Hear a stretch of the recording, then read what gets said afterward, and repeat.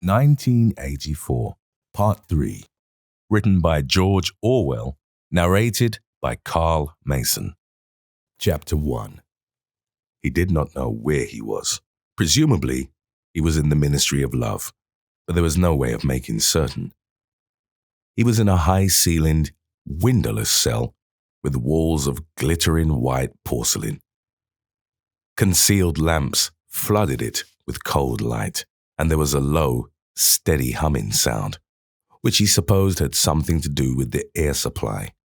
A bench or shelf, just wide enough to sit on, ran round the wall, broken only by the door, and at the end opposite the door, a lavatory pan with no wooden seat. There were 4 telescreens, one in each wall. There was a dull aching in his belly. It had been there ever since they had bundled him into the closed van and driven him away. But he was also hungry with a gnawing, unwholesome kind of hunger. It might be 24 hours since he had eaten. It might be 36. He still did not know, probably never would know, whether it had been morning or evening when they arrested him. Since he was arrested, he had not been fed. He sat as still as he could on the narrow bench with his hands crossed on his knee. He had already learned to sit still. If you made unexpected movements, they yelled at you from the telescreen. But the craving for food was growing upon him. What he longed for above all was a piece of bread. He had an idea that there were a few breadcrumbs in the pocket of his overalls. It was even possible, he thought this because from time to time something seemed to tickle his leg, that there might be a sizable bit of crust there. In the end, the temptation to find out overcame his fear. He slipped a hand into his pocket. "Smith!" yelled a voice from the telescreen. 6079 Smith W. Hands out of pockets in the cells. He sat still again, his hands crossed on his knee. Before being brought here, he had been taken to another place, which must have been an ordinary prison or a temporary lockup used by the patrols. He did not know how long he had been there, some hours at any rate, with no clocks and no daylight. It was hard to gauge the time. It was a noisy, evil-smelling place. They had put him into a cell similar to the one he was now in, but filthily dirty and at all times crowded by 10 or 15 people. The majority of them were common criminals, but there were a few political prisoners among them.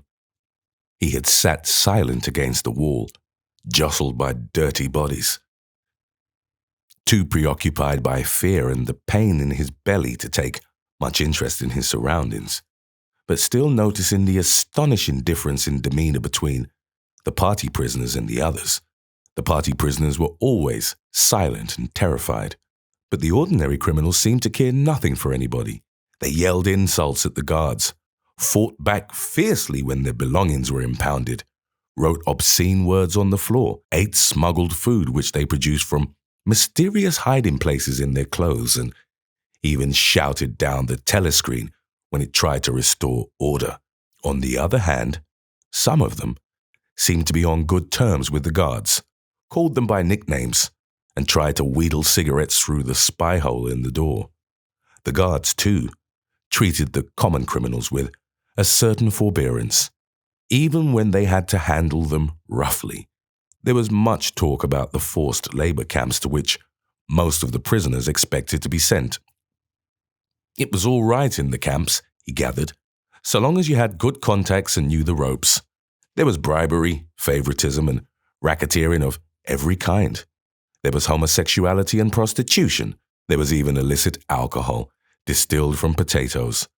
The positions of trust were given only to the common criminals, especially the gangsters and the murderers, who formed a sort of aristocracy.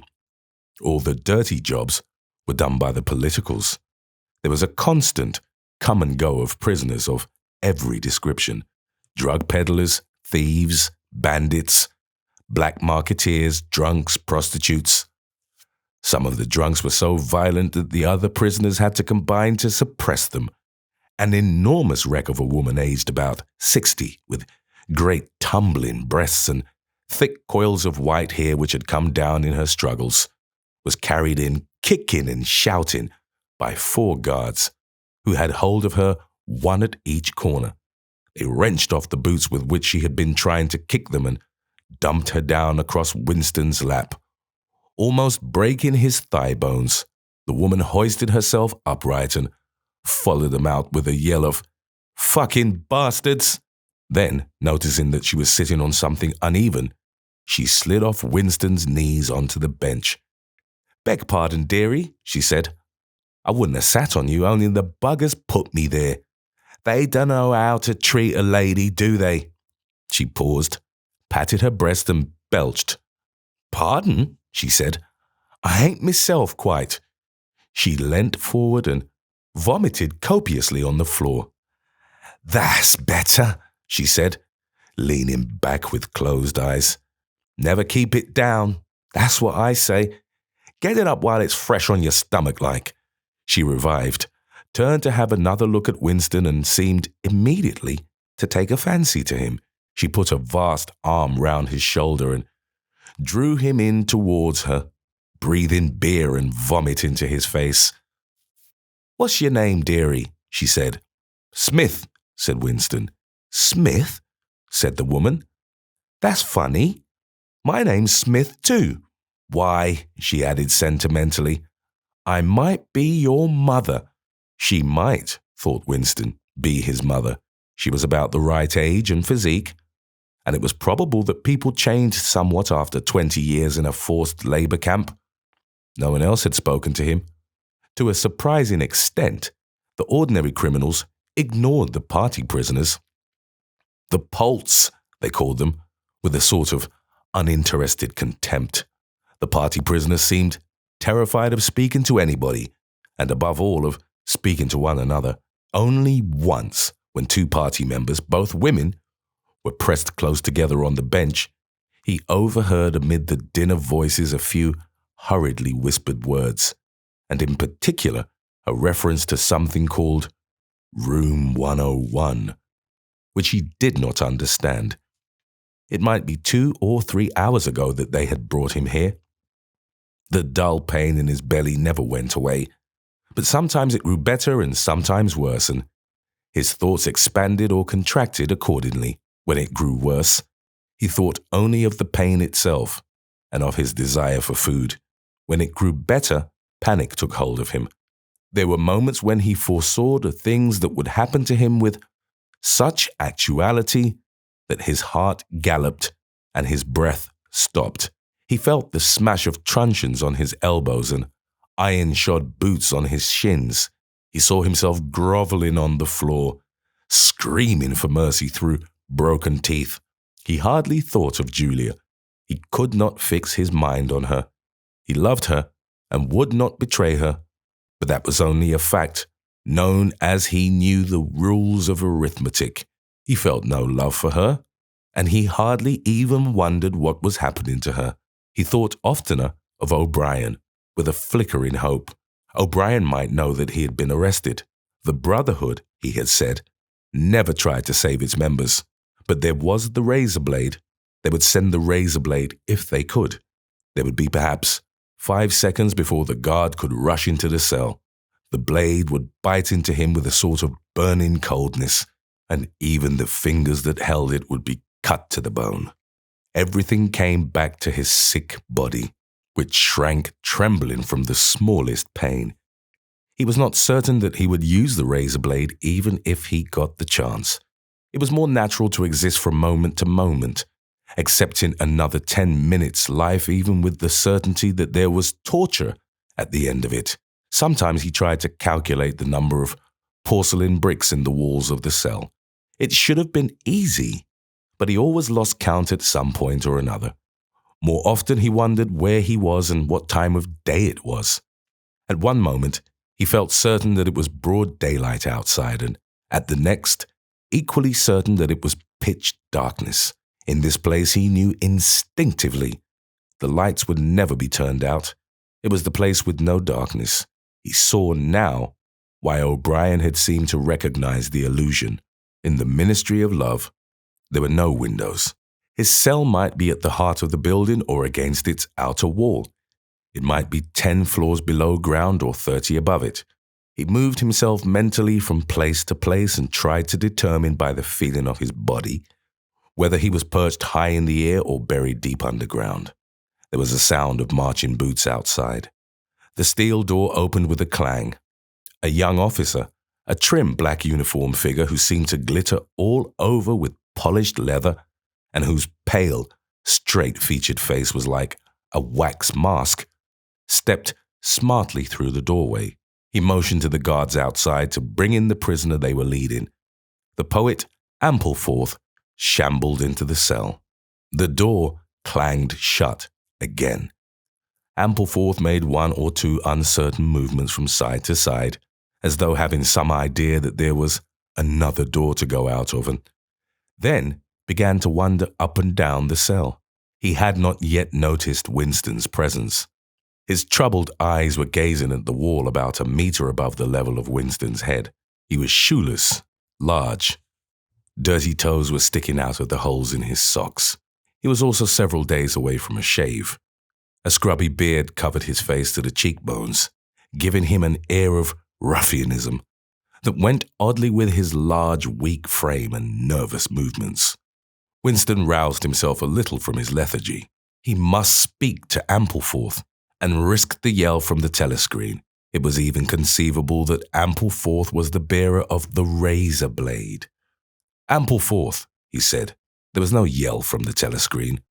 Ampleforth paused, mildly startled. His eyes focused themselves slowly on Winston. "Ah, Smith," he said. "You too? What are you in for?" To tell the truth, he sat down awkwardly on the bench opposite Winston. "There is only one offence, is there not?" he said. "And have you committed it?" "Apparently I have." He put a hand to his forehead and pressed his temples for a moment, as though trying to remember something. "These things happen," he began vaguely. "I had been able to recall one instance, a possible instance. It was an indiscretion, undoubtedly. We were producing a definitive edition of the poems of Kipling. I allowed the word God to remain at the end of a line. I could not help it," he added almost indignantly, raising his face to look at Winston. "It was impossible to change the line. The rhyme was Rod. Do you realize that there are only 12 rhymes to Rod in the entire language? For days I had racked my brains. There was no other rhyme." The expression on his face changed. The annoyance passed out of it, and for a moment he looked almost pleased, a sort of intellectual warmth. The joy of the pedant who has found out some useless fact shone through the dirt and scrubby hair. "Has it ever occurred to you," he said, "that the whole history of English poetry has been determined by the fact that the English language lacks rhymes?" No. That particular thought had never occurred to Winston, nor in the circumstances did it strike him as very important or interesting. "Do you know what time of day it is?" he said. Ampleforth looked startled again. "I had already thought about it. They arrested me. It could be 2 days ago, perhaps 3. His eyes flitted round the walls as though he half expected to find a window somewhere. "There is no difference between night and day in this place. I do not see how one can calculate the time." They talked desultorily for some minutes. Then, without apparent reason, a yell from the telescreen bade them be silent. Winston sat quietly, his hands crossed. Ampleforth, too large to sit in comfort on the narrow bench, fidgeted from side to side, clasping his lank hands first round one knee, then round the other.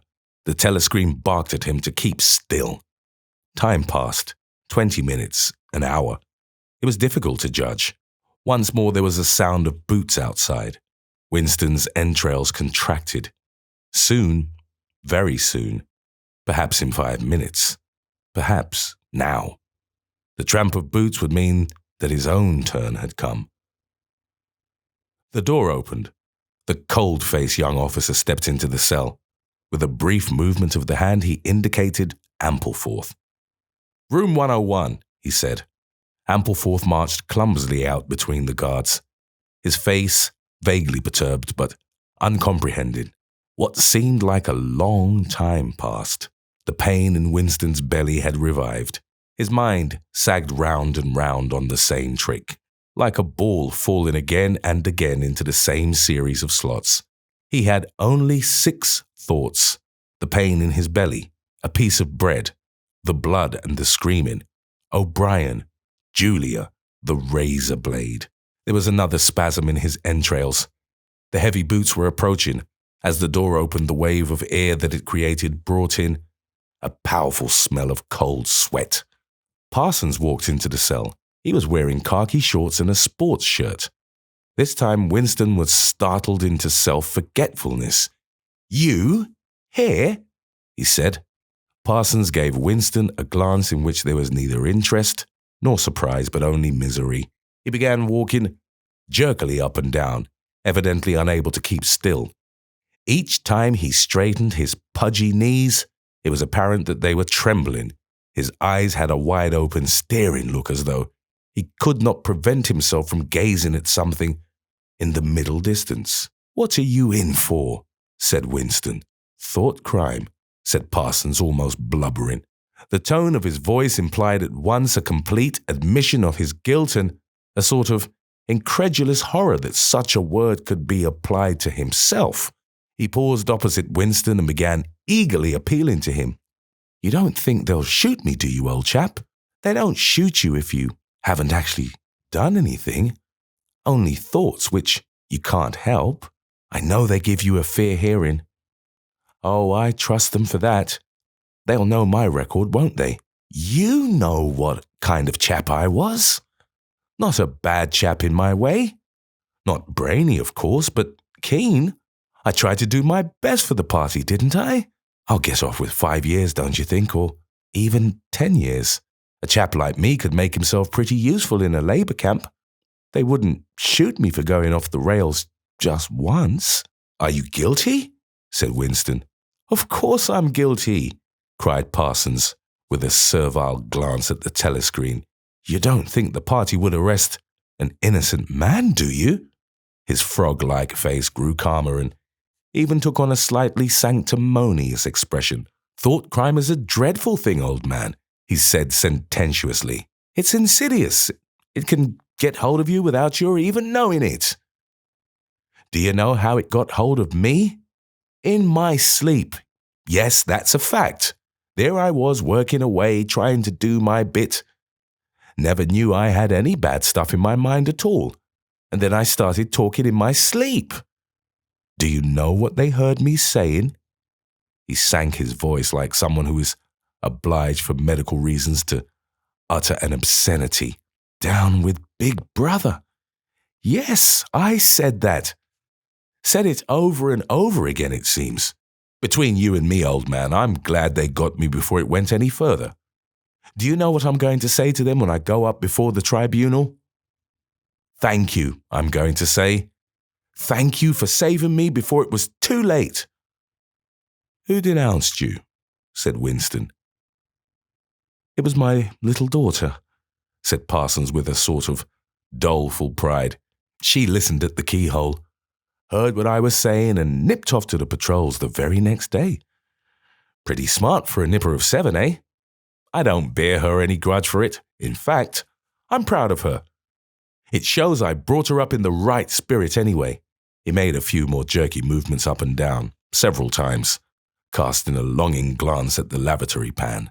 Then he suddenly ripped down his shorts. "Excuse me, old man," he said. "I can't help it. It's the waiting." He plumped his large posterior into the lavatory pan.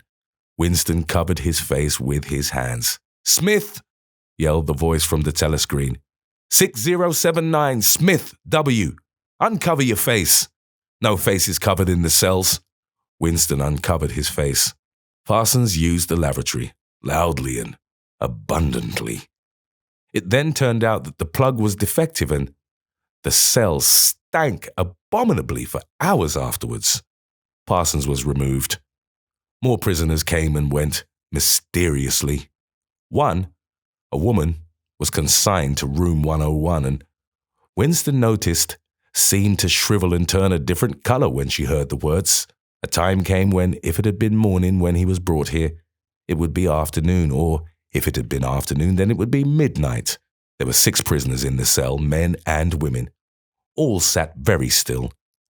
Opposite Winston there sat a man with a chinless, toothy face, exactly like that of some large, harmless rodent. His fat, mottled cheeks were so pouched at the bottom that it was difficult not to believe that he had little stores of food tucked away there. His pale grey eyes flitted timorously from face to face and turned quickly away again when he caught anyone's eye.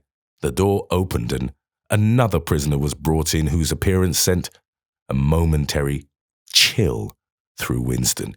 He was a commonplace, mean-looking man who might have been an engineer or technician of some kind. But what was startling was the emaciation of his face. It was like a skull. Because of its thinness, the mouth and eyes looked disproportionately large, and the eyes seemed filled with a murderous, unappeasable hatred of somebody or something. The man sat down on the bench at a little distance from Winston. Winston did not look at him again, but the tormented skull-like face was as vivid in his mind as though it had been straight in front of his eyes. Suddenly he realized what was the matter. The man was dying of starvation. The same thought seemed to occur almost simultaneously to everyone in the cell. There was a very faint stirring all the way round the bench. The eyes of the chinless man kept flitting towards the skull-faced man, then turning guiltily away, then being dragged back by an irresistible attraction. Presently he began to fidget on his seat. At last he stood up, waddled clumsily across the cell, dug down into the pocket of his overalls, and with an abashed air held out a grimy piece of bread to the skull-faced man. There was a furious, deafening roar from the telescreen. The chinless man jumped in his tracks. The skull-faced man had quickly thrust his hands behind his back as though demonstrating to all the world that he refused the gift. "Bumstead," roared the voice. 2713, Bumstead J. "Let fall that piece of bread." The chinless man dropped the piece of bread on the floor. "Remain standing where you are," said the voice. "Face the door. Make no movement." The chinless man obeyed. His large, pouchy cheeks were quivering uncontrollably. The door clanged open. As the young officer entered and stepped aside, there emerged from behind him a short, stumpy guard with enormous arms and shoulders.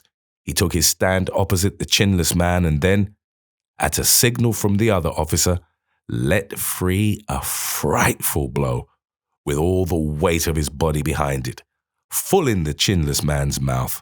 The force of it seemed almost to knock him clear of the floor. His body was flung across the cell and fetched up against the base of the lavatory seat. For a moment, he lay as though stunned, with dark blood oozing from his mouth and nose. A very faint whimpering or squeaking, which seemed unconscious, came out of him. Then he rolled over and raised himself unsteadily on hands and knees. Amid a stream of blood and saliva, the 2 halves of a dental plate fell out of his mouth. The prisoners sat very still, their hands crossed on their knees. The chinless man climbed back into his place. Down one side of his face, the flesh was darkening. His mouth had swollen into a shapeless, cherry-colored mass with a black hole in the middle of it. From time to time, a little blood dripped onto the breast of his overalls. His grey eyes still flitted from face to face, more guiltily than ever, as though he were trying to discover how much the others despised him for his humiliation. The door opened. With a small gesture, the officer indicated the skull-faced man. "Room 101, he said. There was a gasp and a flurry at Winston's side. The man had actually flung himself on his knees on the floor, with his hand clasped together. "Comrade, officer," he cried, "you don't have to take me to that place. Haven't I told you everything already? What else is it you want to know? There's nothing I wouldn't confess, nothing. Just tell me what it is and I'll confess straight off. Write it down and I'll sign it, anything. Not room 101. Room 101, said the officer. The man's face, already very pale, turned a colour Winston would not have believed possible. It was definitely, unmistakably a shade of green. "Do anything to me," he yelled. "You've been starving me for weeks. Finish it off and let me die. Shoot me, hang me. Sentence me to 25 years. Is there somebody else you want me to give away? Just say who it is and I'll tell you anything you want. I don't care who it is or what you do to them. I've got a wife and 3 children. The biggest of them isn't 6 years old. You can take the whole lot of them and cut their throats in front of my eyes and I'll stand by and watch it. But not room 101. Room 101, said the officer. The man looked frantically round at the other prisoners, as though with some idea that he could put another victim in his own place. His eyes settled on the smashed face of the chinless man. He flung out a lean arm. "That's the one you ought to be taking, not me," he shouted. "You didn't hear what he was saying after they bashed his face. Give me a chance and I'll tell you every word of it. He's the one that's against the party, not me." The guard stepped forward. The man's voice rose to a shriek. "You didn't hear him," he repeated. "Something went wrong with the telescreen. He's the one you want. Take him, not me." The 2 sturdy guards had stooped to take him by the arms. But just at this moment he flung himself across the floor of the cell and grabbed one of the iron legs that supported the bench. He had set up a wordless howling like an animal. The guards took hold of him to wrench him loose, but he clung on with astonishing strength. For perhaps 20 seconds, they were hauling at him.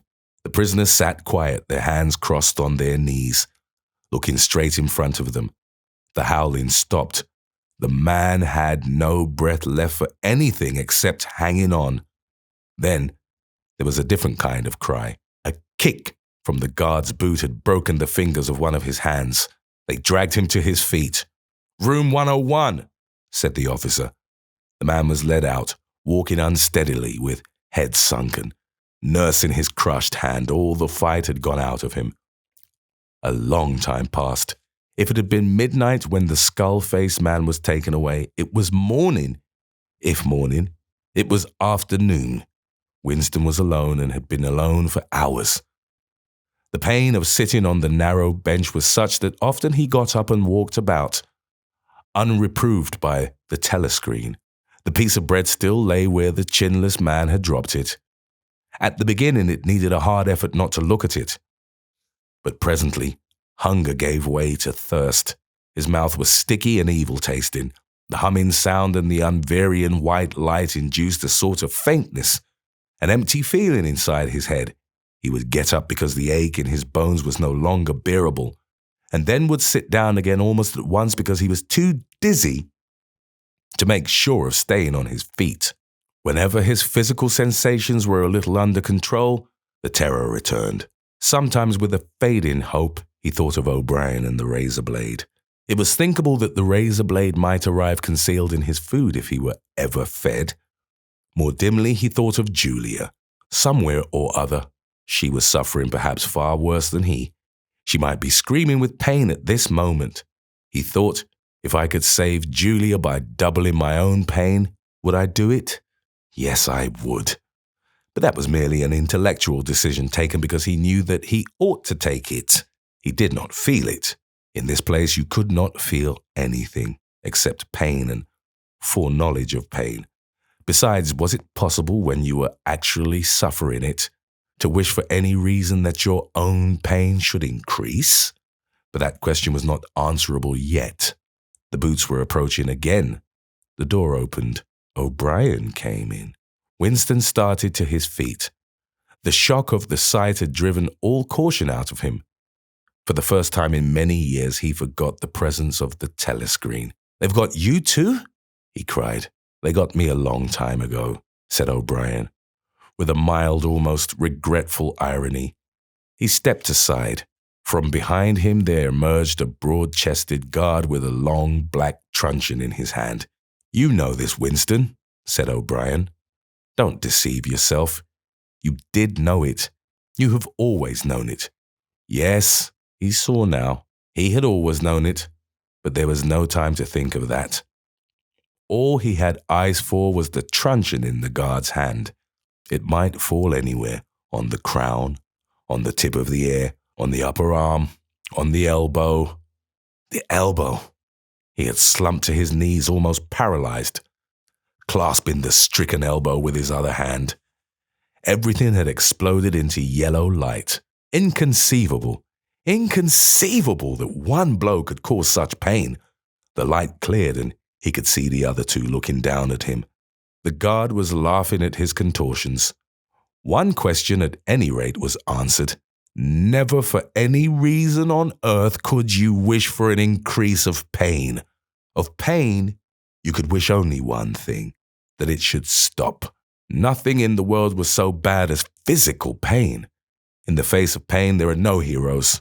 No heroes, he thought over and over as he writhed on the floor, clutching uselessly at his disabled left arm. Chapter 2. He was lying on something that felt like a camp bed, except that it was higher off the ground and that he was fixed down in some way so that he could not move. Light that seemed stronger than usual was falling on his face. O'Brien was standing at his side, looking down at him intently. At the other side of him stood a man in a white coat, holding a hypodermic syringe.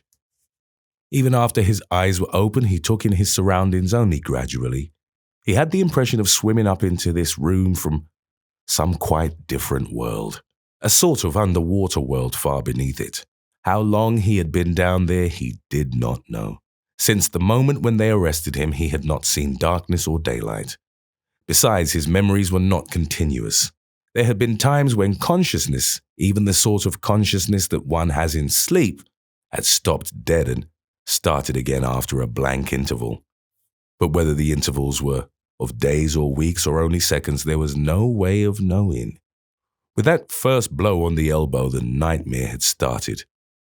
Later, he was to realize that all that then happened was merely a preliminary, a routine interrogation to which nearly all prisoners were subjected. There was a long range of crimes, espionage, sabotage, and the like, to which everyone had to confess as a matter of course. The confession was a formality, though the torture was real. How many times he had been beaten, how long the beatings had continued, he could not remember. Always there were 5 or 6 men in black uniforms at him simultaneously.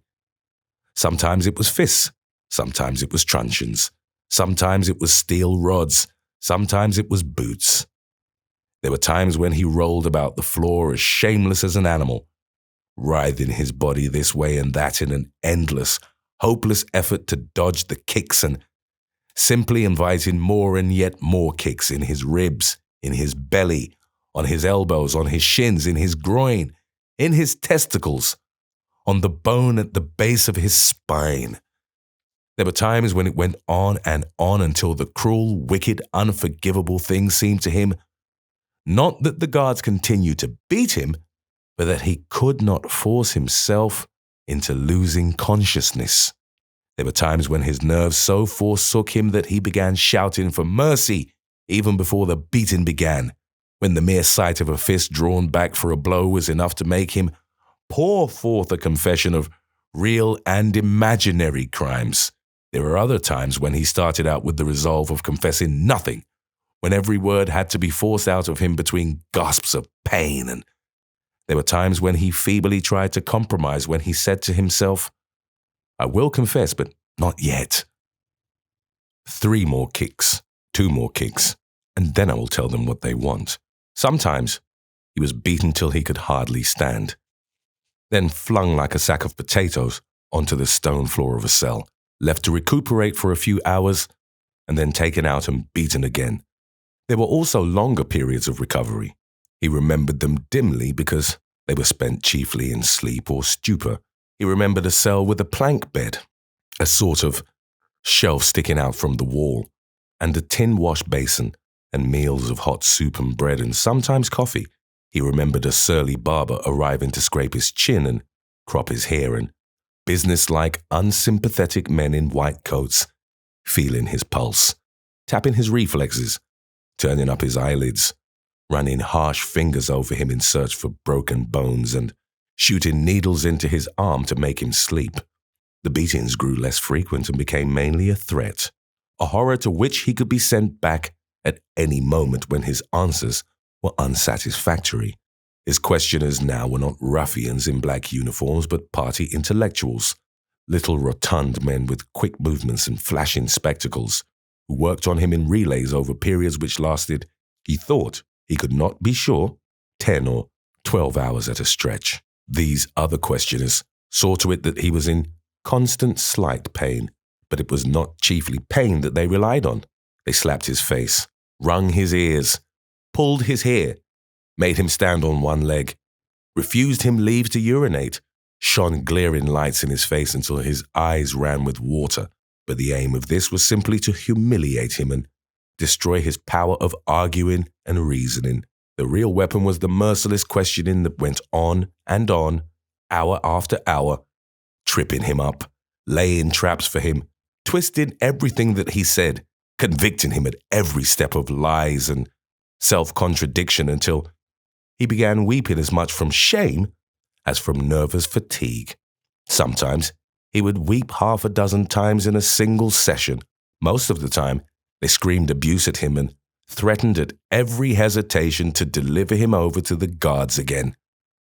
But sometimes they would suddenly change their tune, call him comrade, appeal to him in the name of Ingsoc and Big Brother, and ask him sorrowfully whether even now he had not enough loyalty to the party left to make him wish to undo the evil he had done. When his nerves were in rags after hours of questioning, even this appeal could reduce him to snivelling tears. In the end, the nagging voices broke him down more completely than the boots and fists of the guards.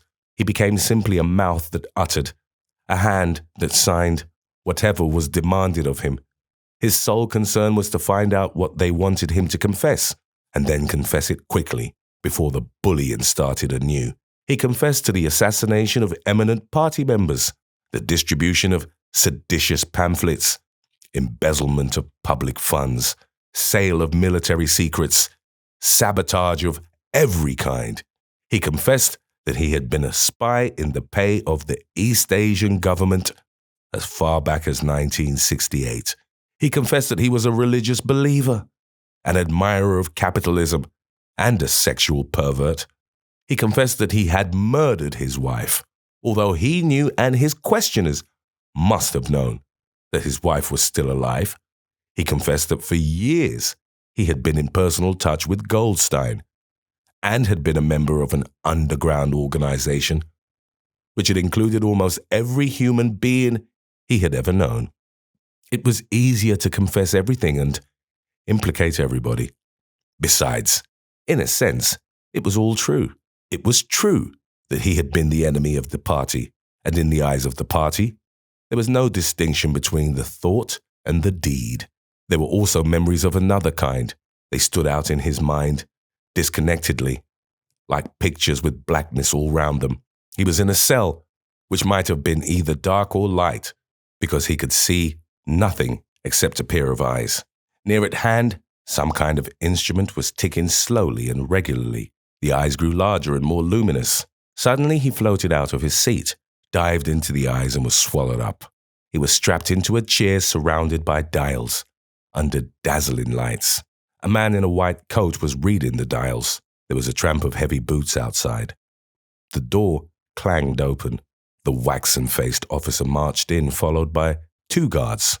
"Room 101, said the officer. The man in the white coat did not turn round. He did not look at Winston either. He was looking only at the dials. He was rolling down a mighty corridor, a kilometre wide, full of glorious golden light, roaring with laughter and shouting out confessions at the top of his voice. He was confessing everything, even the things he had succeeded in holding back under the torture. He was relating the entire history of his life to an audience who knew it already. With him were the guards, the other questioners, the men in white coats, O'Brien, Julia, Mr. Carrington, all rolling down the corridor together and shouting with laughter. Some dreadful thing, which had lain embedded in the future, had somehow been skipped over and had not happened. Everything was all right. There was no more pain. The last detail of his life was laid bare, understood, forgiven. He was starting up from the plank bed in the half-certainty that he had heard O'Brien's voice. All through his interrogation, although he had never seen him, he had had the feeling that O'Brien was at his elbow, just out of sight. It was O'Brien who was directing everything. It was he who set the guards onto Winston and who prevented them from killing him. It was he who decided when Winston should scream with pain, when he should have a respite, when he should be fed, when he should sleep, when the drug should be pumped into his arm. It was he who asked the questions and suggested the answers. He was the tormentor. He was the protector. He was the inquisitor. He was the friend. And once, Winston could not remember whether it was in drugged sleep or in normal sleep, or even in a moment of wakefulness, a voice murmured in his ear, "Don't worry, Winston. You are in my keeping. For 7 years I have watched over you. Now the turning point has come. I shall save you.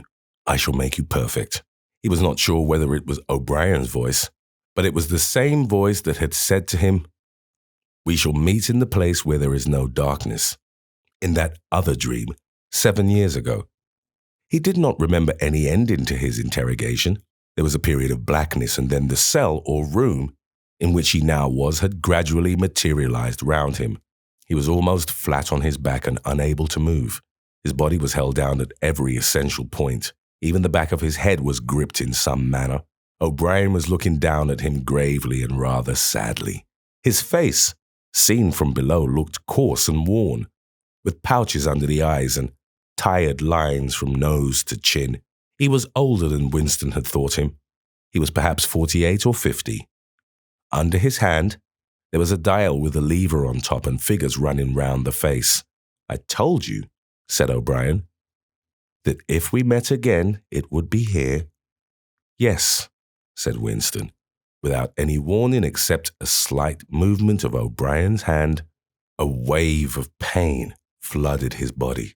It was a frightening pain, because he could not see what was happening, and he had the feeling that some mortal injury was being done to him. He did not know whether the thing was really happening or whether the effect was electrically produced, but his body was being wrenched out of shape. The joints were being slowly torn apart. Although the pain had brought the sweat out on his forehead, the worst of all was the fear that his backbone was about to snap. He set his teeth and breathed hard through his nose, trying to keep silent as long as possible. "You are afraid," said O'Brien, watching his face, "that in another moment something is going to break. Your especial fear is that it will be your backbone. You have a vivid mental picture of the vertebrae snapping apart and the spinal fluid dripping out of them. That is what you are thinking, is it not, Winston?" Winston did not answer. O'Brien drew back the lever on the dial. The wave of pain receded almost as quickly as it had come. "That was 40, said O'Brien. "You can see that the numbers on this dial run up to 100. Will you please remember throughout our conversation that I have it in my power to inflict pain on you at any moment and to whatever degree I choose. If you tell me any lies or attempt to prevaricate in any way, or even fall below your usual level of intelligence, you will cry out with pain instantly. Do you understand that?" "Yes," said Winston. O'Brien's manner became less severe.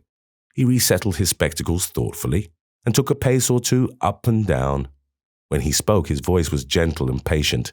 He had the air of a doctor, a teacher, even a priest, anxious to explain and persuade rather than to punish. "I am taking trouble with you, Winston," he said, "because you are worth trouble. You know perfectly well what is the matter with you. You have known it for years. Though you have fought against the knowledge, you are mentally deranged. You suffer from a defective memory. You are unable to remember real events, and you persuade yourself that you remember other events which never happened. Fortunately, it is curable. You have never cured yourself of it because you did not choose to. There was a small effort of the will that you were not ready to make. Even now, I am well aware you are clinging to your disease under the impression that it is a virtue. Now, we will take an example. At this moment, which power is Oceania at war with? When I was arrested, Oceania was at war with East Asia. With East Asia. Good. And Oceania has always been at war with East Asia, has it not? Winston drew in his breath. He opened his mouth to speak and then did not speak. He could not take his eyes away from the dial. The truth, please, Winston. Your truth. Tell me what you think you remember. I remember that until only a week before I was arrested, we were not at war with East Asia at all. We were in alliance with them. The war was against Eurasia. That had lasted for 4 years. Before that, O'Brien stopped him with a movement of the hand. Another example, he said. Some years ago you had a very serious delusion indeed. You believed that 3 men, 3 one-time party members named Jones, Aronson, and Rutherford, men who were executed for treachery and sabotage after making the fullest possible confession, were not guilty of the crimes they were charged with. You believed that you had seen unmistakable documentary evidence proving that their confessions were false. There was a certain photograph about which you had a hallucination. You believed that you had actually held it in your hands. It was a photograph, something like this. An oblong slip of newspaper had appeared between O'Brien's fingers. For perhaps 5 seconds it was within the angle of Winston's vision. It was a photograph, and there was no question of its identity. It was the photograph. It was another copy of the photograph of Jones, Aronson, and Rutherford at the party function in New York, which he had chanced upon 11 years ago and promptly destroyed. For only an instant it was before his eyes, then it was out of sight again. But he had seen it. Unquestionably, he had seen it. He made a desperate, agonizing effort to wrench the top half of his body free. It was impossible to move so much as a centimeter in any direction. For the moment, he had even forgotten the dial. All he wanted was to hold the photograph in his fingers again, or at least to see it. It exists, he cried. No, said O'Brien. He stepped across the room. There was a memory hole in the opposite wall. O'Brien lifted the grating. Unseen, the frail slip of paper was whirling away on the current of warm air. It was vanishing in a flash of flame. O'Brien turned away from the wall. Ashes, he said. Not even identifiable ashes. Dust. It does not exist. It never existed. But it did exist. It does exist. It exists in memory. I remember it. You remember it. I do not remember it, said O'Brien. Winston's heart sank. That was doublethink. He had a feeling of deadly helplessness. If he could have been certain that O'Brien was lying, it would not have seemed to matter. But it was perfectly possible that O'Brien had really forgotten the photograph. And if so, then already he would have forgotten his denial of remembering it, and forgotten the act of forgetting. How could one be sure that it was simple trickery? Perhaps that lunatic dislocation in the mind could really happen. That was the thought that defeated him. O'Brien was looking down at him speculatively. More than ever, he had the air of a teacher taking pains with a wayward but promising child. There is a party slogan dealing with the control of the past, he said. Repeat it, if you please. Who controls the past, controls the future. Who controls the present, controls the past, repeated Winston obediently. Who controls the present, controls the past, said O'Brien, nodding his head with slow approval. Is it your opinion, Winston, that the past has real existence? Again, the feeling of helplessness descended upon Winston. His eyes flitted towards the dial. He not only did not know whether yes or no was the answer that would save him from pain, he did not even know which answer he believed to be the true one. O'Brien smiled faintly. "You are no metaphysician, Winston," he said. "Until this moment, you had never considered what is meant by existence. I will put it more precisely. Does the past exist concretely in space? Is there somewhere or other a place, a world of solid objects, where the past is still happening? No. Then where does the past exist, if at all? In records. It is written down. In records. And in the mind. In human memories. In memory. Very well then. We, the party, control all records, and we control all memories. Then we control the past, do we not? But how can you stop people remembering things?" cried Winston, again momentarily forgetting the dial. "It is involuntary. It is outside oneself. How can you control memory? You have not controlled mine." O'Brien's manner grew stern again. He laid his hand on the dial. "On the contrary," he said, "you have not controlled it. That is what has brought you here. You are here because you have failed in humility, in self-discipline. You would not make the act of submission which is the price of sanity. You prefer to be a lunatic, a minority of one. Only the disciplined mind can see reality, Winston. You believe that reality is something objective, external, existing in its own right. You also believe that the nature of reality is self-evident. When you delude yourself into thinking that you see something, you assume that everyone else sees the same thing as you. But I tell you, Winston, that reality is not external. Reality exists in the human mind and nowhere else. Not in the individual mind, which can make mistakes, and in any case soon perishes. Only in the mind of the party, which is collective and immortal. Whatever the party holds to be the truth is truth. It is impossible to see reality except by looking through the eyes of the party. That is the fact that you have got to relearn, Winston. It needs an act of self-destruction, an effort of the will. You must humble yourself before you can become sane." He paused for a few moments as though to allow what he had been saying to sink in. "Do you remember," he went on, "writing in your diary, 'Freedom is the freedom to say that 2 + 2 make 4'? "Yes," said Winston.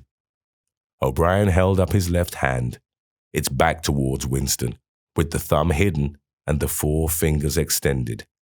"How many fingers am I holding up, Winston?" 4. "And if the party says that it is not 4 but 5, then how many?" 4. The word ended in a gasp of pain. The needle of the dial had shot up to 55. The sweat had sprung out all over Winston's body. The air tore into his lungs and issued again in deep groans, which even by clenching his teeth, he could not stop. O'Brien watched him. The 4 fingers still extended, he drew back the lever. This time the pain was only slightly eased.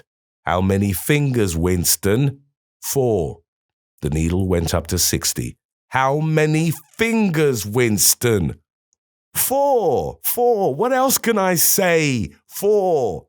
The needle must have risen again, but he did not look at it.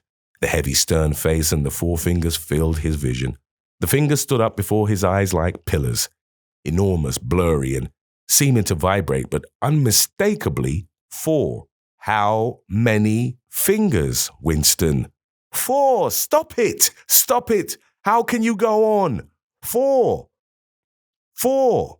"How many fingers, Winston?" 5. 5. 5. "No, Winston, that is no use. You are lying.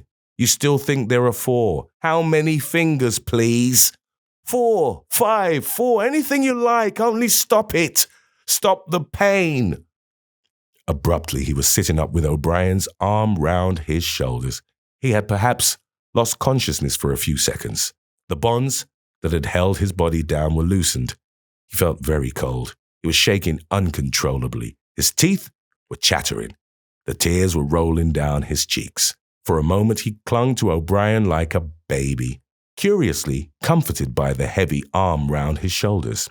He had the feeling that O'Brien was his protector, that the pain was something that came from outside, from some other source, and that it was O'Brien who would save him from it. "You are a slow learner, Winston," said O'Brien gently. "How can I help it?" he blubbered. "How can I help seeing what is in front of my eyes? 2 and 2 are 4. Sometimes, Winston. Sometimes they are 5. Sometimes they are 3. Sometimes they are all of them at once. You must try harder. It is not easy to become sane." He laid Winston down on the bed. The grip of his limbs tightened again, but the pain had ebbed away, and the trembling had stopped, leaving him merely weak and cold. O'Brien motioned with his head to the man in the white coat, who had stood immobile throughout the proceedings. The man in the white coat bent down and looked closely into Winston's eyes, felt his pulse, laid an ear against his chest, tapped here and there. Then he nodded to O'Brien. "Again," said O'Brien. The pain flowed into Winston's body. The needle must be at 70, 75. He had shut his eyes this time. He knew that the fingers were still there, and still 4. All that mattered was somehow to stay alive until the spasm was over. He had ceased to notice whether he was crying out or not. The pain lessened again. He opened his eyes. O'Brien had drawn back the lever. "How many fingers, Winston?" 4. "I suppose there are 4. I would see 5 if I could. I am trying to see 5. Which do you wish? To persuade me that you see 5, or really to see them? Really to see them?" "Again," said O'Brien. Perhaps the needle was 80, 90. Winston could not intermittently remember why the pain was happening. Behind his screwed-up eyelids, a forest of fingers seemed to be moving in a sort of dance, weaving in and out, disappearing behind one another and reappearing again. He was trying to count them. He could not remember why. He knew only that it was impossible to count them, and that this was somehow due to the mysterious identity between 5 and 4. The pain died down again. When he opened his eyes, it was to find that he was still seeing the same thing. Innumerable fingers, like moving trees, were still streaming past in either direction, crossing and recrossing. He shut his eyes again. "How many fingers am I holding up, Winston?" "I don't know. I don't know. You will kill me if you do that again." 4, 5, 6, in all honesty, I don't know." "Better," said O'Brien. A needle slid into Winston's arm. Almost in the same instant, a blissful, healing warmth spread all through his body. The pain was already half forgotten. He opened his eyes and looked up gratefully at O'Brien. At sight of the heavy, lined face, so ugly and so intelligent, his heart seemed to turn over. If he could have moved, he would have stretched out a hand and laid it on O'Brien's arm. He had never loved him so deeply as at this moment, and not merely because he had stopped the pain, the old feeling, that at bottom it did not matter whether O'Brien was a friend or an enemy, had come back. O'Brien was a person who could be talked to. Perhaps one did not want to be loved so much as to be understood. O'Brien had tortured him to the edge of lunacy, and in a little while it was certain he would send him to his death. It made no difference. In some sense, that went deeper than friendship. They were intimates. Somewhere or other, although the actual words might never be spoken, there was a place where they could meet and talk. O'Brien was looking down at him with an expression which suggested that the same thought might be in his own mind. When he spoke, it was in an easy, conversational tone. "Do you know where you are, Winston?" he said. "I don't know. I can guess, in the ministry of love." "Do you know how long you have been here?" "I don't know. Days, weeks, months. I think it is months." "And why do you imagine that we bring people to this place? To make them confess?" "No, that is not the reason." "Try again." "To punish them." "No," exclaimed O'Brien. His voice had changed extraordinarily. and his face had suddenly become both stern and animated. No, not merely to extract your confession, not to punish you. Shall I tell you why we have brought you here? To cure you, to make you sane. Will you understand, Winston, that no one whom we bring to this place ever leaves our hands uncured? We are not interested in those stupid crimes that you have committed. The party is not interested in the overt act. The thought is all we care about. We do not merely destroy our enemies, we change them. Do you understand what I mean by that? He was bending over Winston. His face looked enormous because of its nearness and hideously ugly because it was seen from below. Moreover, it was filled with a sort of exultation, a lunatic intensity. Again, Winston's heart shrank. If it had been possible, he would have cowered deeper into the bed.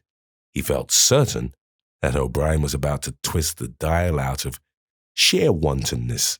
At this moment, however, O'Brien turned away. He took a pace or two up and down. Then he continued less vehemently. The first thing for you to understand is that in this place there are no martyrdoms. You have read of the religious persecutions of the past. In the Middle Ages, there was the Inquisition. It was a failure. It set out to eradicate heresy and ended by perpetuating it. For every heretic it burned at the stake, thousands of others rose up. Why was that? Because the Inquisition killed its enemies in the open and killed them while they were still unrepentant. In fact, it killed them because they were unrepentant. Men were dying because they would not abandon their true beliefs. Naturally, all the glory belonged to the victim, and all the shame to the inquisitor who burned him. Later, in the 20th century, there were totalitarians, as they were called. They were the German Nazis and the Russian communists. The Russians persecuted heresy more cruelly than the Inquisition had done, and they imagined that they had learned from the mistakes of the past. They knew at any rate that one must not make martyrs before they exposed their victims to public trial. They deliberately set themselves to destroy their dignity. They wore them down by torture and solitude until they were despicable, cringing wretches, confessing whatever was put in their mouths, covering themselves with abuse, accusing and sheltering behind one another and whimpering for mercy. And yet after only a few years, the same thing had happened over again. The dead men had become martyrs, and their degradation was forgotten. Once again, why was it? In the first place, because the confessions that they had made were obviously extorted and untrue. We do not make mistakes of that kind. All the confessions that are uttered here are true. We make them true. And above all, we do not allow the dead to rise up against us. You must stop imagining that posterity will vindicate you, Winston. Posterity will never hear of you. You will be lifted clean out from the stream of history. We shall turn you into gas and pour you into the stratosphere. Nothing will remain of you. Not a name in a register, not a memory in a living brain. You will be annihilated in the past as well as in the future. You will never have existed. Then why bother to torture me? Thought Winston, with a momentary bitterness.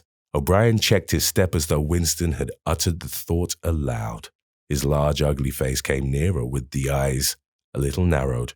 You are thinking, he said, that since we intend to destroy you utterly so that nothing that you say or do can make the smallest difference, in that case, why do we go to the trouble of interrogating you first? That is what you were thinking, was it not? Yes, said Winston. O'Brien smiled slightly. You are a flaw in the pattern, Winston. You are a stain that must be wiped out. Did I not tell you just now that we are different from the persecutors of the past? We are not content with negative obedience, nor even with the most abject submission. When finally you surrender to us, it must be of your own free will. We do not destroy the heretic because he resists us. So long as he resists us, we never destroy him. We convert him. We capture his inner mind. We reshape him. We burn all evil and all illusion out of him. We bring him over to our side. not in appearance, but genuinely, heart and soul. We make him one of ourselves before we kill him. It is intolerable to us that an erroneous thought should exist anywhere in the world, however secret and powerless it may be, even in the instant of death. We cannot permit any deviation. In the old days, the heretic walked to the stake still a heretic, proclaiming his heresy, exalted in it. Even the victim of the Russian purges could carry rebellion locked up in his skull as he walked down the passage waiting for the bullet. But we make the brain perfect before we blow it out. The command of the old despotisms was, "Thou shalt not." The command of the totalitarians was, "Thou shalt."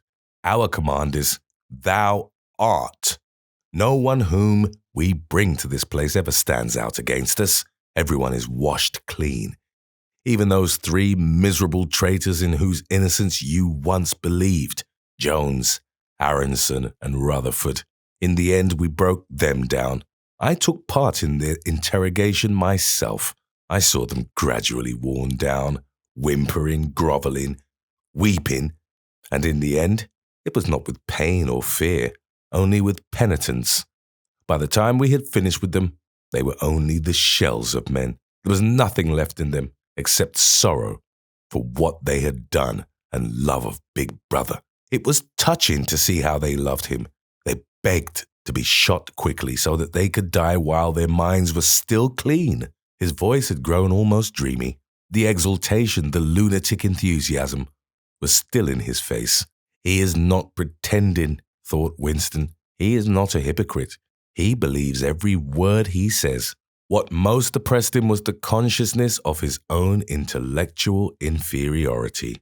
He watched the heavy yet graceful form strolling to and fro, in and out of the range of his vision. O'Brien was a being in all ways larger than himself. There was no idea that he had ever had, or could have, that O'Brien had not long ago known, examined, and rejected. His mind contained Winston's mind. But in that case, how could it be true that O'Brien was mad? It must be he, Winston, who was mad. O'Brien halted and looked down at him. His voice had grown stern again.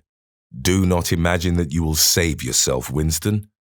However completely you surrender to us, no one who has once gone astray is ever spared. And even if we chose to let you live out the natural term of your life, still you would never escape from us. What happens to you here is forever. Understand that in advance. We shall crush you down to the point from which there is no coming back. Things will happen to you from which you could not recover if you lived 1,000 years. Never again will you be capable of ordinary human feeling. Everything will be dead inside you. Never again will you be capable of love or friendship, or joy of living or laughter, or curiosity or courage or integrity. You will be hollow. We shall squeeze you empty, and then we shall fill you with ourselves." He paused and signed to the man in the white coat. Winston was aware of some heavy piece of apparatus being pushed into place behind his head. O'Brien had sat down beside the bed so that his face was almost on a level with Winston's. 3,000, he said, speaking over Winston's head to the man in the white coat. Two soft pads, which felt slightly moist, clamped themselves against Winston's temples. He quailed. There was pain coming, a new kind of pain. O'Brien laid a hand, reassuringly, almost kindly, on his. "This time it will not hurt," he said. "Keep your eyes fixed on mine." At this moment there was a devastating explosion, or what seemed like an explosion, though it was not certain whether there was any noise. There was undoubtedly a blinding flash of light. Winston was not hurt, only prostrated. Although he had already been lying on his back when the thing happened, he had a curious feeling that he had been knocked into that position. A terrific, painless blow had flattened him out. Also, something had happened inside his head. As his eyes regained their focus, he remembered who he was and where he was, and recognized the face that was gazing into his own. But somewhere or other there was a large patch of emptiness. as though a piece had been taken out of his brain. "It will not last," said O'Brien. "Look me in the eyes. What country is Oceania at war with?" Winston thought. He knew what was meant by Oceania, and that he himself was a citizen of Oceania. He also remembered Eurasia and Eastasia. But who was at war with whom he did not know. In fact, he had not been aware that there was any war. "I don't remember." "Oceania is at war with East Asia. Do you remember that now?" "Yes, Oceania has always been at war with East Asia. Since the beginning of your life, since the beginning of the party, since the beginning of history, the war has continued without a break. Always the same war. Do you remember that?" "Yes. 11 years ago, you created a legend about 3 men who had been condemned to death for treachery. You pretended that you had seen a piece of paper which proved them innocent. No such piece of paper ever existed. You invented it, and later you grew to believe in it. You remember now the very moment at which you first invented it. Do you remember that?" "Yes. Just now I held up the fingers of my hand to you. You saw 5 fingers. Do you remember that?" "Yes." O'Brien held up the fingers of his left hand, with the thumb concealed. "There are 5 fingers there. Do you see 5 fingers?" "Yes." And he did see them, for a fleeting instant, before the scenery of his mind changed. He saw 5 fingers and there was no deformity. Then everything was normal again, and the old fear, the hatred, and the bewilderment came crowding back again. But there had been a moment, he did not know how long, 30 seconds perhaps, of luminous certainty, when each new suggestion of O'Brien's had filled up a patch of emptiness and become absolute truth. And when 2 and 2 could have been 3 as easily as 5, if that were what was needed. It had faded, but before O'Brien had dropped his hand, but though he could not recapture it, he could remember it, as one remembers a vivid experience at some period of one's life when one was in effect a different person. "You see now," said O'Brien, "that it is at any rate possible." "Yes," said Winston. O'Brien stood up with a satisfied air. Over to his left, Winston saw the man in the white coat break an ampoule and draw back the plunger of a syringe. O'Brien turned to Winston with a smile. In almost the old manner, he resettled his spectacles on his nose. "Do you remember writing in your diary," he said, "that it did not matter whether I was a friend or an enemy, since I was at least a person who understood you and could be talked to?" "You were right. I enjoy talking to you. Your mind appeals to me. It resembles my own mind, except that you happen to be insane. Before we bring the session to an end, you can ask me a few questions if you choose. Any question I like? Anything." He saw that Winston's eyes were upon the dial. "It is switched off. What is your first question?" "What have you done with Julia?" said Winston. O'Brien smiled again. "She betrayed you, Winston. Immediately, unreservedly. I have seldom seen anyone come over to us so promptly.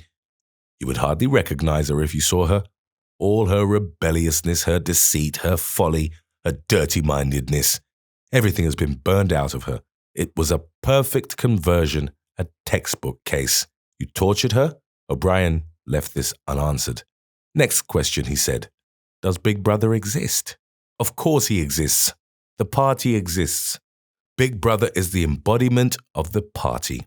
Does he exist in the same way as I exist?" "You do not exist," said O'Brien. Once again the sense of helplessness assailed him.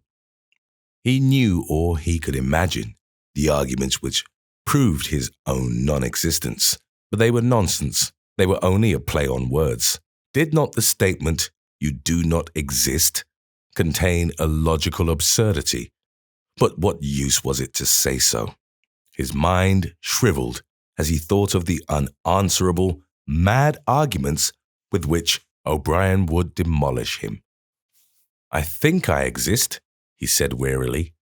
"I am conscious of my own identity. I was born and I shall die. I have arms and legs. I occupy a particular point in space. No other solid object can occupy the same point simultaneously. In that sense, does Big Brother exist? It is of no importance. He exists. Will Big Brother ever die? Of course not. How could he die? Next question. Does the Brotherhood exist? That, Winston, you will never know. If we choose to set you free when we have finished with you, and if you live to be 90 years old, still you will never learn whether the answer to that question is yes or no. As long as you live, it will be an unsolved riddle in your mind. Winston lay silent. His breast rose and fell a little faster. He still had not asked the question that had come into his mind the first. He had got to ask it, and yet it was as though his tongue would not utter it. There was a trace of amusement in O'Brien's face. Even his spectacles seemed to wear an ironical gleam. He knows, thought Winston suddenly. He knows what I am going to ask. At the thought, the words burst out of him. What is in room 101? The expression on O'Brien's face did not change. He answered dryly, You know what is in room 101, Winston. Everyone knows what is in room 101. He raised a finger to the man in the white coat. Evidently, the session was at an end. A needle jerked into Winston's arm. He sank almost instantly into deep sleep. Chapter 3. There are 3 stages in your reintegration, said O'Brien. There is learning, there is understanding, and there is acceptance. It is time for you to enter upon the 2nd stage.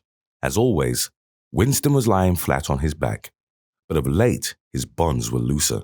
They still held him to the bed, but he could move his knees a little and could turn his head from side to side and raise his arms from the elbow. The dial also had grown to be less of a terror. He could evade its pangs if he was quick-witted enough. It was chiefly when he showed stupidity that O'Brien pulled the lever. Sometimes they got through a whole session without use of the dial. He could not remember how many sessions there had been. The whole process seemed to stretch out over a long, indefinite time, weeks, possibly, and the intervals between the sessions might sometimes have been days, sometimes only an hour or 2. As you lie there, said O'Brien, you have often wondered, you have even asked me, why the Ministry of Love should expend so much time and trouble on you. And when you were free, you were puzzled by what was essentially the same question. You could grasp the mechanics of the society you lived in, but not its underlying motives. Do you remember writing in your diary, I understand how. I do not understand why. It was when you thought about why that you doubted your own sanity. You have read the book, Goldstein's book, or parts of it at least. Did it tell you anything that you did not know already? You have read it, said Winston. I wrote it. That is to say, I collaborated in writing it. No book is produced individually, as you know. Is it true what it says? As description, yes, the program it sets forth is nonsense. The secret accumulation of knowledge, a gradual spread of enlightenment, ultimately, a proletarian rebellion, the overthrow of the party. You foresaw yourself that that was what it would say. It is all nonsense. The proletarians will never revolt, not in 1,000 years or 1,000,000. They cannot. I do not have to tell you the reason. You know it already. If you have ever cherished any dreams of violent insurrection, you must abandon them. There is no way in which the party can be overthrown. The rule of the party is forever. Make that the starting point of your thoughts. He came closer to the bed. Forever, he repeated. And now, let us get back to the question of how and why. You understand well enough how the party maintains itself in power. Now tell me why we cling to power. What is our motive? Why should we want power? Go on, speak, he added, as Winston remained silent. Nevertheless, Winston did not speak for another moment or 2. A feeling of weariness had overwhelmed him. The faint, mad gleam of enthusiasm had come back into O'Brien's face. He knew in advance what O'Brien would say, that the party did not seek power for its own ends, but only for the good of the majority. That it sought power because men in the mass were frail, cowardly creatures who could not endure liberty or face the truth, and must be ruled over and systematically deceived by others who were stronger than themselves. That the choice for mankind lay between freedom and happiness, and that for the great bulk of mankind, happiness was better.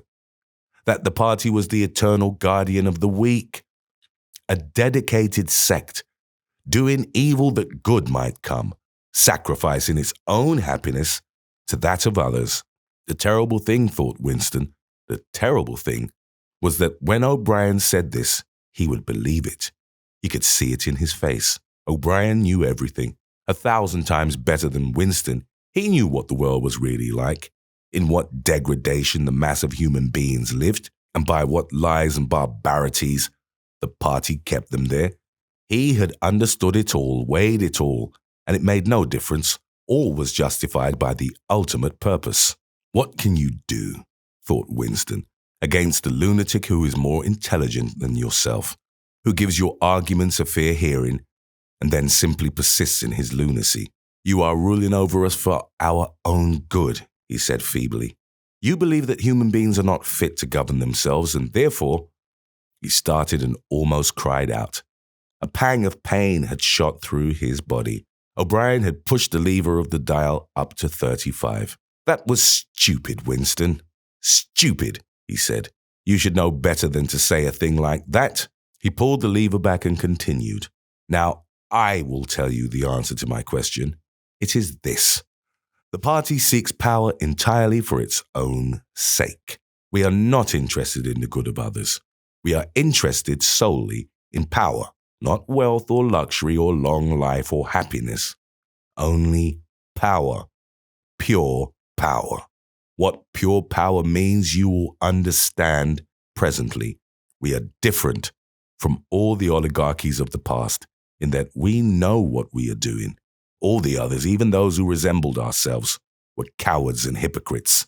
The German Nazis and the Russian communists came very close to us in their methods, but they never had the courage to recognize their own motives.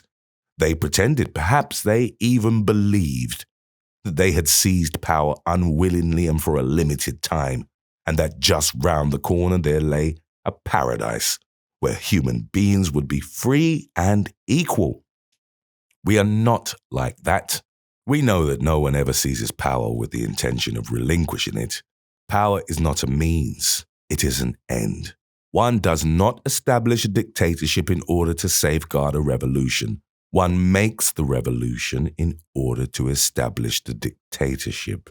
The object of persecution is persecution. The object of torture is torture.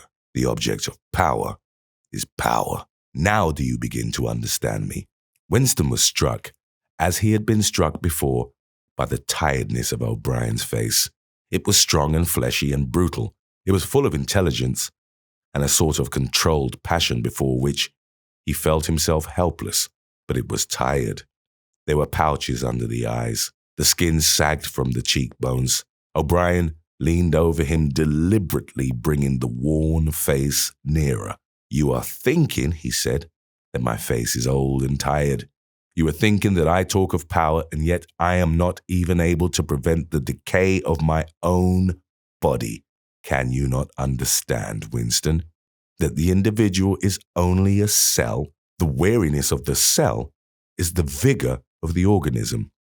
Do you die when you cut your fingernails? He turned away from the bed and began strolling up and down again, one hand in his pocket. We are the priests of power, he said.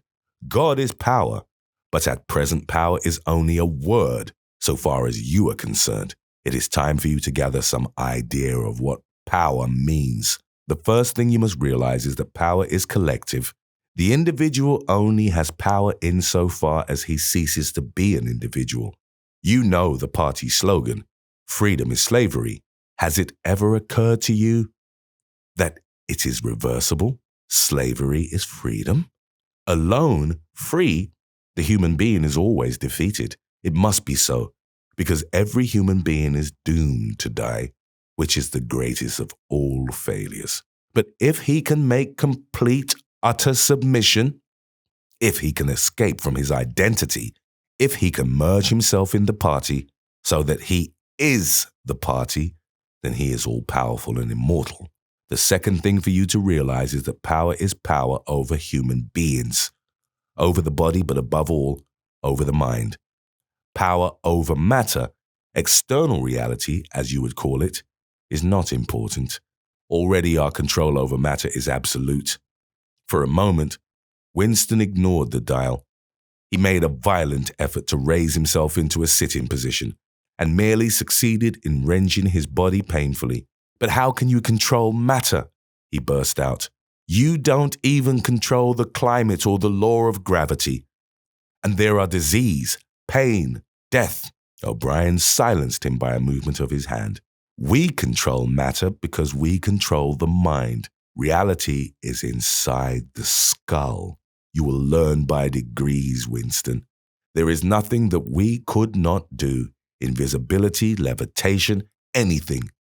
I could float off this floor like a soap bubble, if I wish to. I do not wish to, because the party does not wish it. You must get rid of those 19th century ideas about the laws of nature. We make the laws of nature. But you do not. You are not even masters of this planet. What about Eurasia and East Asia? You have not conquered them yet. Unimportant. We shall conquer them when it suits us. And if we did not, what difference would it make? We can shut them out of existence. Oceania is the world, but the world itself is only a speck of dust. A man is tiny, helpless. How long has he been in existence? For millions of years, the earth was uninhabited. Nonsense. The earth is as old as we are. No, older. How could it be older? Nothing exists except through human consciousness, but the rocks are full of the bones of extinct animals, mammoths and mastodons and enormous reptiles, which lived here long before man was ever heard of. Have you ever seen those bones, Winston? Of course not. 19th century biologists invented them. Before man, there was nothing. After man, if he could come to an end, there would be nothing. Outside man, there is nothing. But the whole universe is outside us. Look at the stars. Some of them are 1,000,000 light years away. They are out of our reach forever. What are the stars? Said O'Brien indifferently. They are bits of fire a few kilometers away. We could reach them if we wanted to, or we could blot them out. The earth is the center of the universe. The sun and the stars go round it. Winston made another convulsive movement. This time he did not say anything. O'Brien continued as though answering a spoken objection. For certain purposes, of course, that is not true. When we navigate the ocean or when we predict an eclipse, we often find it convenient to assume that the earth goes round the sun and that the stars are millions upon millions of kilometers away. But what of it? Do you suppose it is beyond us to produce a dual system of astronomy? The stars can be near or distant according as we need them. Do you suppose our mathematicians are unequal to that? Have you forgotten doublethink? Winston shrank back upon the bed. Whatever he said, the swift answer crushed him like a bludgeon. And yet he knew that he was in the right. The belief that nothing exists outside your own mind. Surely, there must be some way of demonstrating that it was false. Had it not been exposed long ago as a fallacy? There was even a name for it, which he had forgotten. A faint smile twitched the corners of O'Brien's mouth as he looked down at him. I told you, Winston, he said, that metaphysics is not your strong point. The word you are trying to think of is solipsism. But you are mistaken. This is not solipsism. Collective solipsism, if you like. But that is a different thing. In fact, the opposite thing. All this is a digression, he added in a different tone. The real power, the power we have to fight for night and day, is not power over things, but over men. He paused, and for a moment assumed again his air of a schoolmaster. questioning a promising pupil. How does one man assert his power over another, Winston? Winston thought. By making him suffer, he said. Exactly. By making him suffer. Obedience is not enough. Unless he is suffering, how can you be sure that he is obeying your will and not his own? Power is in inflicting pain and humiliation. Power is in tearing human minds to pieces and putting them together again in new shapes of your own choosing. Do you begin to see, then, what kind of world we are creating? It is the exact opposite of the stupid hedonistic utopias that the old reformers imagined. A world of fear and treachery and torment. A world of trampling and being trampled upon. A world which will grow not less but more merciless as it refines itself. Progress in our world will be progress towards more pain. The old civilizations claimed that they were founded on love or justice. Ours is founded upon hatred. In our world, there will be no emotions except fear, rage, triumph, and self-abasement. Everything else we shall destroy. Everything. Already, we are breaking down the habits of thought which have survived from before the revolution. We have cut the links between child and parent, and between man, and between man and woman. No one dares trust a wife or a child or a friend any longer. But in the future, there will be no wives and no friends. Children will be taken from their mothers at birth as one takes eggs from a hen. The sex instinct will be eradicated. Procreation will be an annual formality like the renewal of a ration card. We shall abolish the orgasm. Our neurologists are at work upon it now. There will be no loyalty except loyalty towards the party. There will be no love except the love of Big Brother. There will be no laughter except the laugh of triumph over a defeated enemy. There will be no art, no literature, no science. When we are omnipotent, we shall have no more need of science. There will be no distinction between beauty and ugliness. There will be no curiosity, no enjoyment of the process of life. All competing pleasures will be destroyed. But always, do not forget this, Winston, always, there will be the intoxication of power, constantly increasing and constantly growing subtler. Always, at every moment, there will be the thrill of victory, the sensation of trampling on an enemy who is helpless. If you want a picture of the future, imagine a boot stamping on a human face forever. He paused as though he expected Winston to speak. Winston had tried to shrink back into the surface of the bed again. He could not say anything. His heart seemed to be frozen. O'Brien went on. And remember that it is forever. The face will always be there to be stamped upon. The heretic, the enemy of society, will always be there so that he can be defeated and humiliated over again. Everything that you have undergone since you have been in our hands, all that will continue and worse. The espionage, the betrayals, the arrests, the tortures, the executions, the disappearances will never cease. It will be a world of terror as much as a world of triumph. The more the party is powerful, the less it will be tolerant. The weaker the opposition, the tighter the despotism. Goldstein and his heresies will live forever. Every day, at every moment, they will be defeated, discredited, ridiculed, spat upon, and yet they will always survive. This drama that I have played out with you during 7 years will be played out over and over again, generation after generation, always in subtler forms. Always we shall have the heretic here at our mercy, screaming with pain, broken up, contemptible, and in the end utterly penitent, saved from himself, crawling to our feet of his own accord. That is the world that we are preparing, Winston, a world of victory after victory, triumph after triumph after triumph, an endless pressing upon the nerve of power. You are beginning, I can see, to realize what that world will be like. But in the end, you will do more than understand it. You will accept it, welcome it, become part of it. Winston had recovered himself sufficiently to speak. You can't, he said weakly. What do you mean by that remark, Winston? You could not create such a world as you have just described. It is a dream. It is impossible.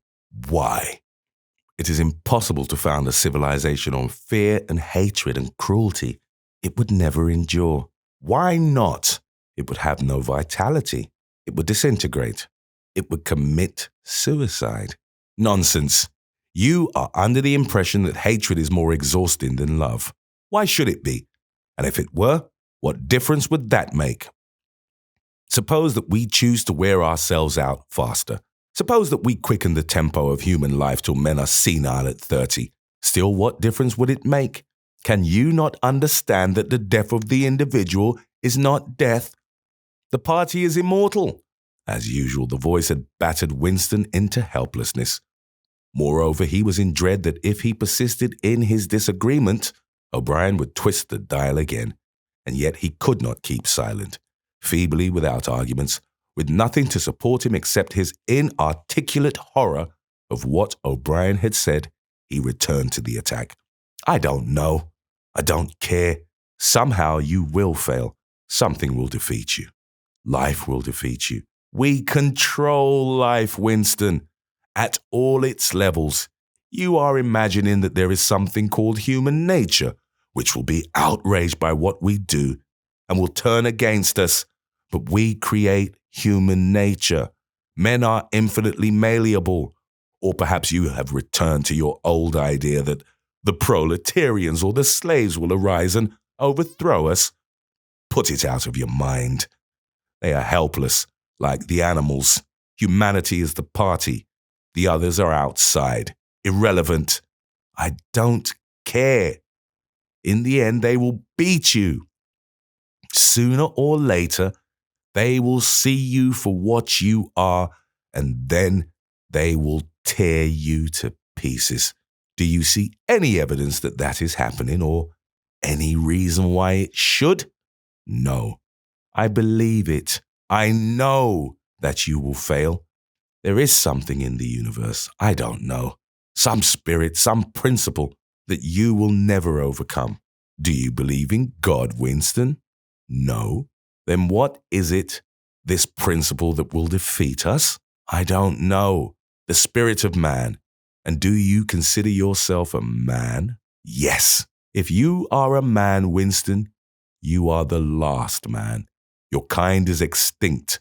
We are the inheritors. Do you understand that you are alone? You are outside history. You are non-existent. His manner changed and he said more harshly, and you consider yourself morally superior to us with our lies and our cruelty? Yes, I consider myself superior. O'Brien did not speak. Two other voices were speaking. After a moment, Winston recognized one of them as his own.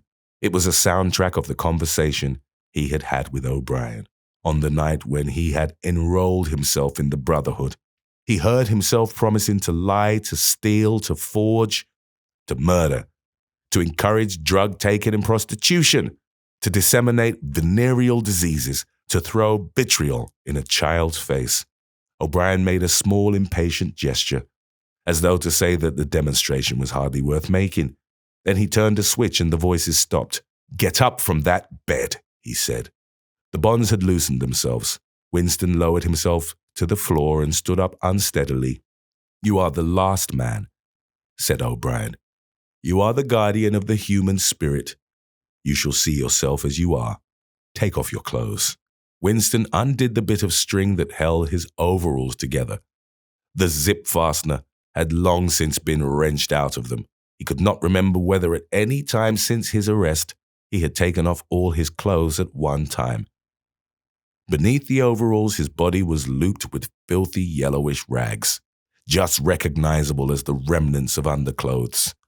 As he slid them to the ground, he saw that there was a three-sided mirror at the far end of the room. He approached it, then stopped short. An involuntary cry had broken out of him. "Go on," said O'Brien. "Stand between the wings of the mirror. You shall see the side view as well." He had stopped because he was frightened. A bowed, grey-coloured skeleton-like thing was coming towards him. Its actual appearance was frightening, and not merely the fact that he knew it to be himself. He moved closer to the glass. The creature's face seemed to be protruded because of its bent carriage, a forlorn jailbird's face with a knobby forehead running back into a bald scalp, a crooked nose and battered-looking cheekbones above which his eyes were fierce and watchful. The cheeks were seamed. The mouth had a drawn-in look. Certainly, it was his own face, but it seemed to him that it had changed more than he had changed inside. The emotions it registered would be different from the ones he felt. He had gone partially bald. For the first moment, he had thought that he had gone grey as well. But it was only the scalp that was grey. Except for his hands and a circle of his face, his body was grey all over with ancient, ingrained dirt. Here and there under the dirt, there were the red scars of wounds, and near the ankle, the varicose ulcer was an inflamed mass with flakes of skin peeling off it. But the truly frightening thing was the emaciation of his body. The barrel of the ribs was as narrow as that of a skeleton. The legs had shrunk so that the knees were thicker than the thighs.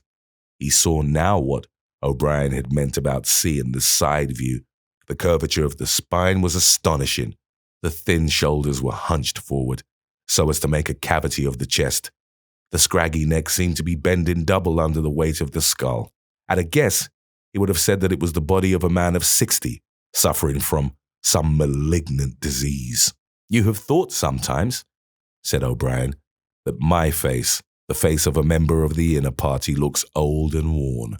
What do you think of your own face?" He seized Winston's shoulder and spun him round so that he was facing him. "Look at the condition you are in," he said. "Look at this filthy grime all over your body. Look at the dirt between your toes. Look at that disgusting running sore on your leg. Do you know that you stink like a goat?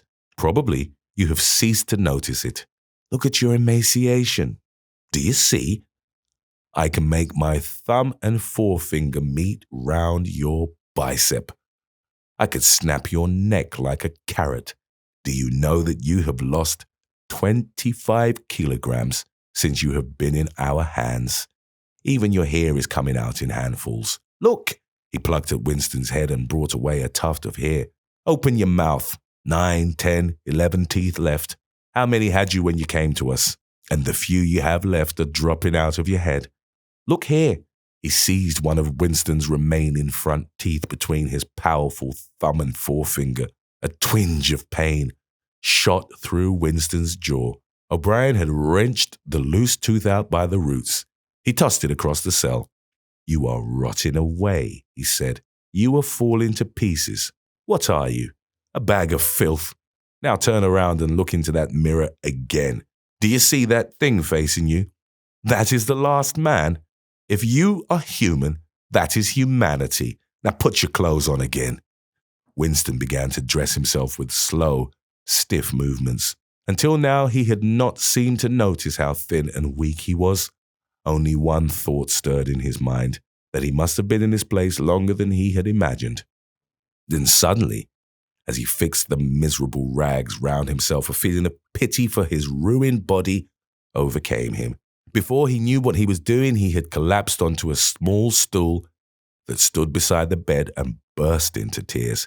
He was aware of his ugliness, his gracelessness, a bundle of bones in filthy underclothes, sitting weeping in the harsh white light, but he could not stop himself. O'Brien laid a hand on his shoulder almost kindly. "It will not last forever," he said. "You can escape from it whenever you choose. Everything depends on yourself." "You did it," sobbed Winston. "You reduced me to this. You reduced me to this state." "No, Winston, you reduced yourself to it. This is what you accepted when you set yourself up against the party. It was all contained in that first act. Nothing has happened that you did not foresee." He paused and then went on. "We have beaten you, Winston. We have broken you up. You have seen what your body is like. Your mind is in the same state. I do not think there can be much pride left in you. You have been kicked and flogged and insulted. You have screamed with pain. You have rolled on the floor in your own blood and vomit. You have whimpered for mercy. You have betrayed everybody and everything. Can you think of a single degradation that has not happened to you? Winston had stopped weeping, though the tears were still oozing out of his eyes. He looked up at O'Brien. I have not betrayed Julia, he said. O'Brien looked down at him thoughtfully. No, he said. No, that is perfectly true. You have not betrayed Julia. The peculiar reverence for O'Brien, which nothing seemed able to destroy, flooded Winston's heart again. How intelligent, he thought. How intelligent. Never did O'Brien fail to understand what was said to him. Anyone else on earth would have answered promptly that he had betrayed Julia. For what was there that they had not screwed out of him under the torture? He had told them everything he knew about her habits, her character, her past life. He had confessed in the most trivial detail everything that had happened at their meetings. All that he had said to her, and she to him. Their black market meals, their adulteries, their vague plottings against the party, everything. And yet, in the sense in which he intended the word, he had not betrayed her. He had not stopped loving her. His feelings towards her had remained the same. O'Brien had seen what he meant without the need for explanation. Tell me, he said, how soon will they shoot me? It might be a long time, said O'Brien. You are a difficult case, but don't give up hope. Everyone is cured sooner or later. In the end, we shall shoot you. Chapter 4. He was much better. He was growing fatter and stronger every day, if it was proper to speak of days. The white light and the humming sound were the same as ever. But the cell was a little more comfortable than the others he had been in. There was a pillow and a mattress on the plank bed, and a stool to sit on. They had given him a bath, and they allowed him to wash himself fairly frequently in the tin basin. They even gave him warm water to wash with. They had given him new underclothes and a clean suit of overalls. They had dressed his varicose ulcer with soothing ointment. They had pulled out the remnants of his teeth and given him a new set of dentures. Weeks or months must have passed. It would have been possible now to keep count of the passage of time if he had felt any interest in doing so. Since he was being fed at what appeared to be regular intervals, he was getting, he judged, 3 meals in the 24 hours. Sometimes he wondered dimly whether he was getting them by night or by day. The food was surprisingly good, with meat at every third meal. Once there was even a packet of cigarettes. He had no matches, but the never-speaking guard who brought his food would give him a light. The first time he tried to smoke, it made him sick, but he persevered and spun the packet out for a long time, smoking half a cigarette after each meal. They had given him a white slate with a stump of pencil tied to the corner. At first he made no use of it. Even when he was awake, he was completely torpid. Often he would lie from one meal to the next almost without stirring, sometimes asleep, sometimes waking into vague reveries in which it was too much trouble to open his eyes. He had long grown used to sleeping with a strong light on his face. It seemed to make no difference, except that one's dreams were more coherent. He dreamed a great deal, all through this time, and they were always happy dreams. He was in the Golden Country, or he was sitting among enormous, glorious, sunlit ruins, with his mother, with Julia, with O'Brien, not doing anything, merely sitting in the sun, talking of peaceful things. Such thoughts as he had when he was awake were mostly about his dreams. He seemed to have lost the power of intellectual effort now that the stimulus of pain had been removed. He was not bored. He had no desire for conversation or distraction, merely to be alone, not to be beaten or questioned, to have enough to eat, and to be clean all over was completely satisfying. By degrees, he came to spend less time in sleep, but he still felt no impulse to get off the bed. All he cared for was to lie quiet and feel the strength gathering in his body. He would finger himself here and there, trying to make sure that it was not an illusion that his muscles were growing rounder and his skin tauter. Finally, it was established beyond a doubt that he was growing fatter. His thighs were now definitely thicker than his knees. After that, reluctantly at first, he began exercising himself regularly. In a little while, he could walk 3 kilometers, measured by pace in the cell, and his bowed shoulders were growing straighter. He attempted more elaborate exercises and was astonished and humiliated to find what things he could not do. He could not move out of a walk. He could not hold his stool out at arm's length. He could not stand on one leg without falling over. He squatted down on his heels and found that, with agonizing pains in thigh and calf, he could just lift himself to a standing position. He lay flat on his belly and tried to lift his weight by his hands. It was hopeless. He could not raise himself a centimeter. But after a few more days, a few more meal times, even that feat was accomplished. A time came when he could do it 6 times running. He began to grow actually proud of his body and to cherish an intermittent belief that his face was also growing back to normal. Only when he chanced to put his hand on his bald scalp did he remember the seamed, ruined face that had looked back at him out of the mirror. His mind grew more active. He sat down on the plank bed, his back against the wall and the slate on his knees, and set to work deliberately at the task of re-educating himself. He had capitulated, that was agreed. In reality, as he saw now, he had been ready to capitulate long before he had taken the decision.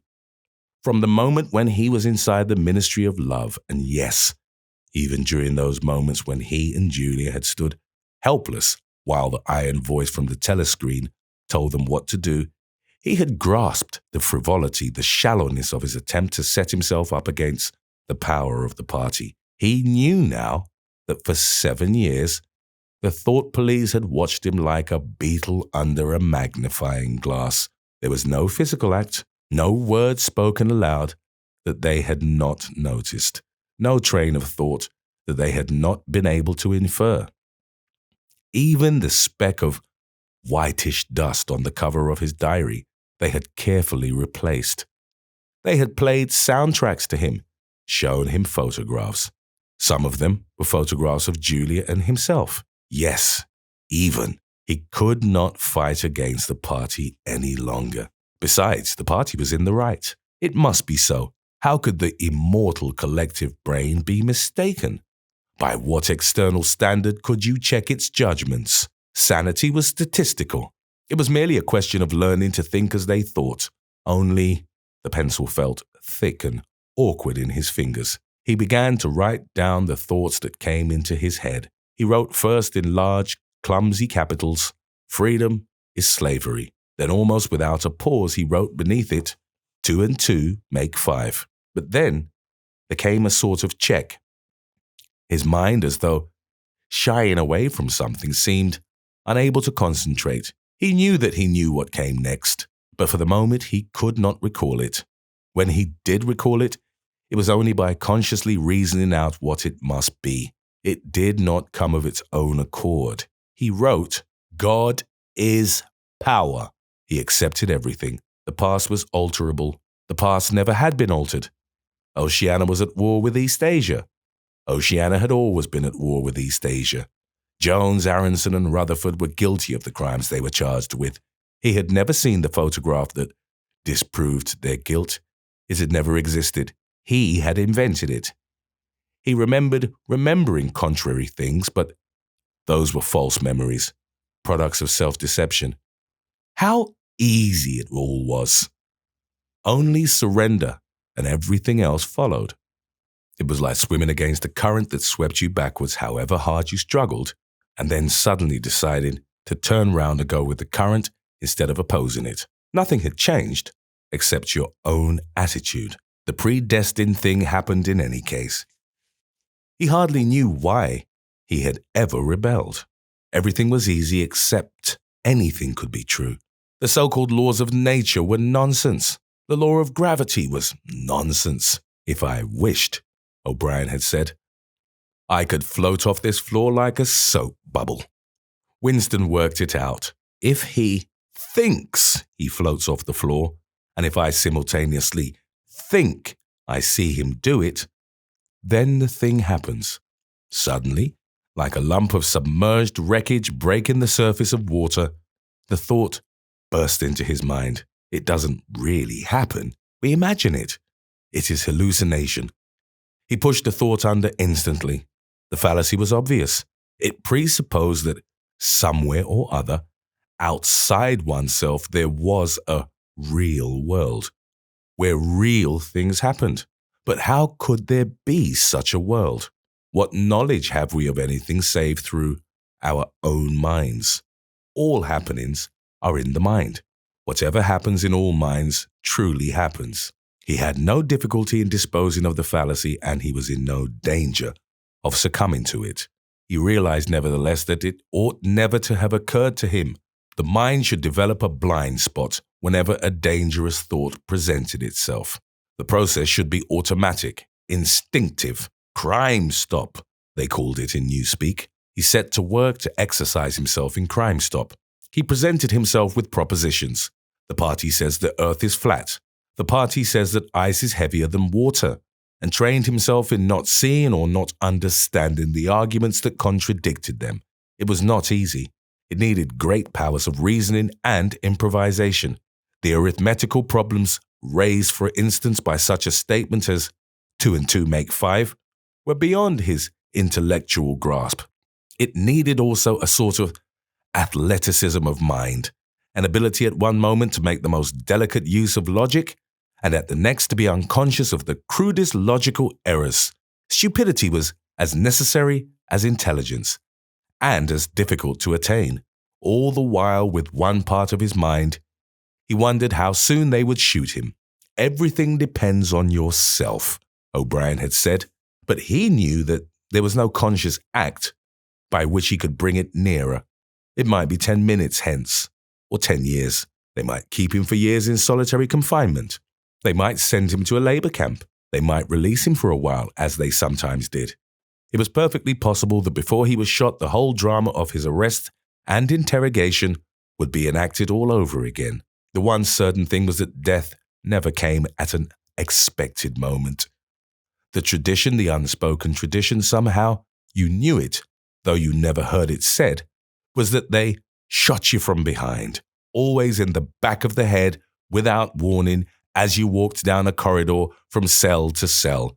One day was not the right expression, just as probably it was in the middle of the night. Once, he fell into a strange, blissful reverie. He was walking down the corridor waiting for the bullet. He knew that it was coming in another moment. Everything was settled, smoothed out, reconciled. There were no more doubts, no more arguments, no more pain, no more fear. His body was healthy and strong. He walked easily with a joy of movement and with a feeling of walking in sunlight. He was not any longer in the narrow, white corridors in the Ministry of Love. He was in the enormous, sunlit passage, a kilometre wide, down which he had seemed to walk in the delirium induced by drugs. He was in the Golden Country, following the foot track across the old rabbit-cropped pasture. He could feel the short, springy turf under his feet and the gentle sunshine on his face. At the edge of the field were the elm trees, faintly stirring, and somewhere beyond that was the stream where the dace lay, in the green pools under the willows. Suddenly he started up with a shock of horror. The sweat broke out on his backbone. He had heard himself cry aloud, "Julia! Julia! Julia, my love! Julia!" For a moment, he had had an overwhelming hallucination of her presence. She had seemed to be not merely with him, but inside him. It was as though she had got into the texture of his skin. In that moment, he had loved her far more than he had ever done when they were together and free. And he knew that somewhere or other she was still alive and needed his help. He lay back on the bed and tried to compose himself. What had he done? How many years had he added to his servitude by that moment of weakness? In another moment, he would hear the tramp of boots outside. They could not let such an outburst go unpunished.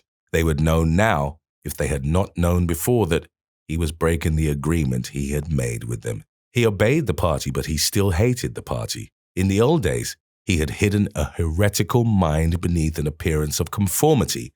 Now, he had retreated a step further. In the mind he had surrendered, but he had hoped to keep the inner heart inviolate. He knew that he was in the wrong, but he preferred to be in the wrong. They would understand that. O'Brien would understand it. It was all confessed in that single foolish cry. He would have to start all over again. It might take years. He ran a hand over his face, trying to familiarize himself with the new shape. There were deep furrows in the cheeks. The cheekbones felt sharp, the nose flattened. Besides, since last seeing himself in the glass, he had been given a complete new set of teeth. It was not easy to preserve inscrutability when you did not know what your face looked like. In any case, mere control of the features was not enough. For the first time, he perceived that if you want to keep a secret, you must also hide it from yourself. You must know all the while that it is there, but until it is needed, you must never let it emerge into your consciousness in any shape that could be given a name. From now onwards, he must not only think right, he must feel right, dream right, and all the while he must keep his hatred locked up inside him like a ball of matter, which was part of himself and yet unconnected with the rest of him, a kind of cyst. One day they would decide to shoot him.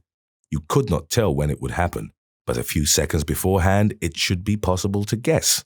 It was always from behind, walking down a corridor. 10 seconds would be enough. In that time, the world inside him could turn over, and then suddenly, without a word uttered, without a check in his step, without the changing of a line in his face, suddenly the camouflage would be down and bang would go the batteries of his hatred. Hatred would fill him like an enormous roaring flame, and almost in the same instant, bang would go the bullet. Too late or too early, they would have blown his brains to pieces before they could reclaim it. The heretical thought would be unpunished, unrepented, out of their reach forever. They would have blown a hole in their own perfection, to die hating them. That was freedom. He shut his eyes. It was more difficult than accepting an intellectual discipline. It was a question of degrading himself, mutilating himself. He had got to plunge into the filthiest of filth. What was the most horrible, sickening thing of all? He thought of Big Brother, the enormous face. Because of constantly seeing it on posters, he always thought of it as being a meter wide. With his heavy black moustache and the eyes that followed you to and fro, seemed to float into his mind of its own accord. What were his true feelings towards Big Brother? There was a heavy tramp of boots in the passage. The steel door swung open with a clang. O'Brien walked into the cell. Behind him were the waxen-faced officer and the black uniformed guards. "Get up," said O'Brien. "Come here." Winston stood opposite him. O'Brien took Winston's shoulders between his strong hands and looked at him closely. "You have had thoughts of deceiving me," he said. "That was stupid. Stand up straighter. Look me in the face." He paused and went on in a gentler tone. "You are improving. Intellectually, there is very little wrong with you. It is only emotionally that you have failed to make progress. Tell me, Winston. And remember, no lies. You know that I am always able to detect a lie. Tell me, what are your true feelings towards Big Brother?" "I hate him." "You hate him? Good. Then the time has come for you to take the last step. You must love Big Brother. It is not enough to obey him, you must love him." He released Winston with a little push towards the guards. "Room 101, he said. Chapter 5. At each stage of his imprisonment, he had known, or seemed to know, whereabouts he was in the windowless building. Possibly, there were slight differences in the air pressure. The cells where the guards had beaten him were below ground level. The room where he had been interrogated by O'Brien was higher up, near the roof. This place was many meters underground, as deep down as it was possible to go. It was bigger than most of the cells he had been in, but he hardly noticed his surroundings. All he noticed was that there were 2 small tables straight in front of him, each covered with green baize. One was only a meter or 2 from him. The other was further away near the door. He was strapped upright in a chair so tightly that he could move nothing, not even his head. A sort of pad gripped his head from behind, forcing him to look straight in front of him. For a moment he was alone. Then the door opened and O'Brien came in. "You asked me once," said O'Brien, "what was in room 101. I told you that you knew the answer already. Everyone knows it. The thing that is in room 101 is the worst thing in the world." The door opened again. A guard came in carrying something made of wire, a box or basket of some kind. He set it down on the further table. Because of the position in which O'Brien was standing, Winston could not see what the thing was. "The worst thing in the world," said O'Brien, "varies from individual to individual. It may be burial alive, or death by fire, or by drowning, or by impalement, or 50 other deaths. There are some cases where it is some quite trivial thing, not even fatal." He had moved a little to one side so that Winston had a better view of the thing on the table. It was an oblong wire cage with a handle on top for carrying it by. Fixed to the front of it was something that looked like a fencing mask, with the concave side outwards. Although it was 3 or 4 meters away from him, he could see that the cage was divided lengthways into 2 compartments, and that there was some kind of creature in each. They were rats. "In your case," said O'Brien, "the worst thing in the world happens to be rats." A sort of premonitory tremor, a fear of he was not certain what, had passed through Winston as soon as he caught his first glimpse of the cage. But at this moment, the meaning of the mask-like attachment in front of it suddenly sank into him.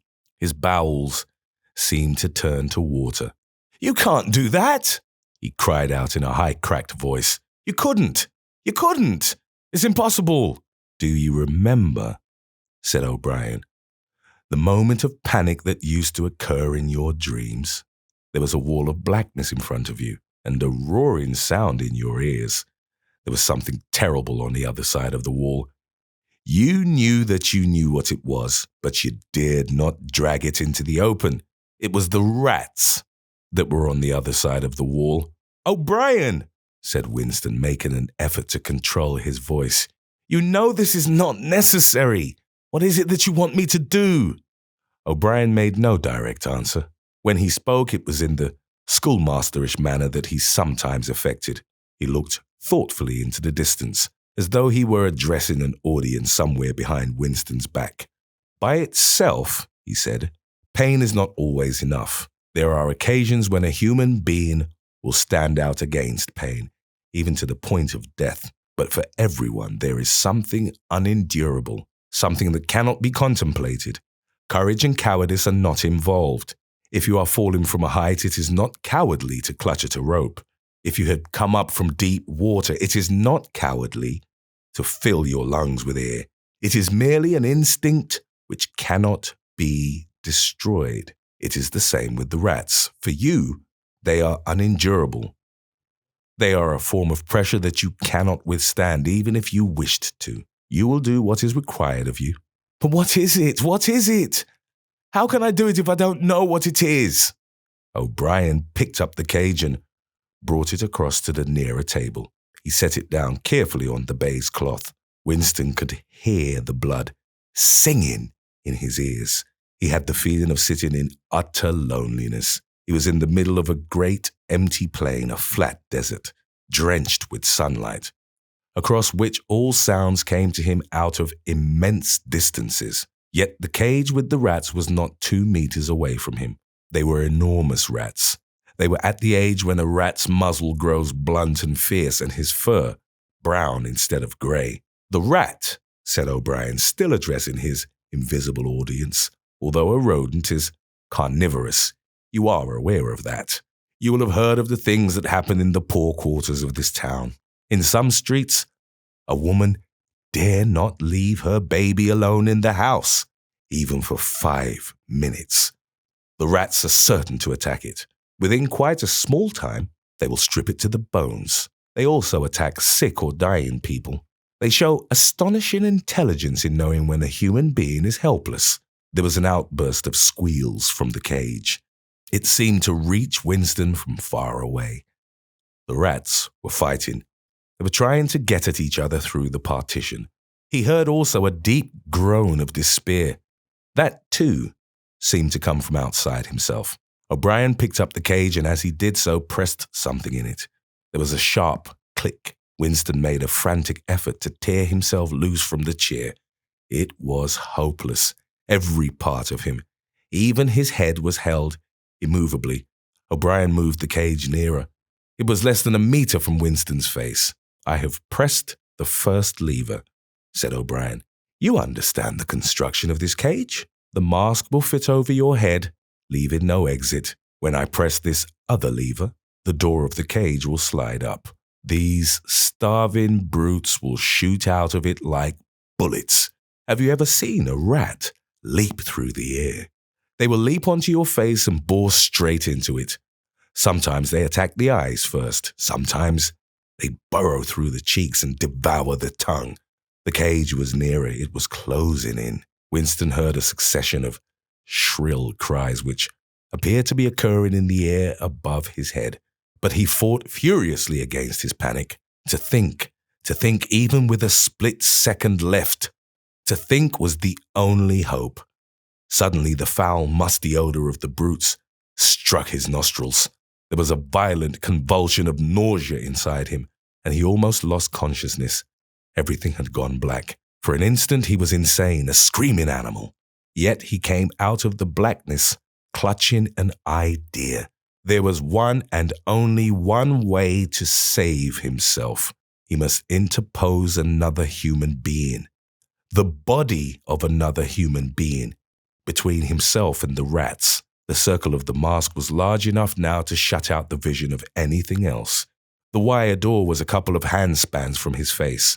The rats knew what was coming now. One of them was leaping up and down. The other, an old scaly grandfather of the sewers, stood up with his pink hands against the bars and fiercely sniffed the air. Winston could see the whiskers and the yellow teeth. Again the black panic took hold of him. He was blind, helpless, mindless. It was a common punishment in Imperial China, said O'Brien as didactically as ever. The mask was closing in on his face. The wire brushed his cheek and then, no, it was not relief, only hope. A tiny fragment of hope.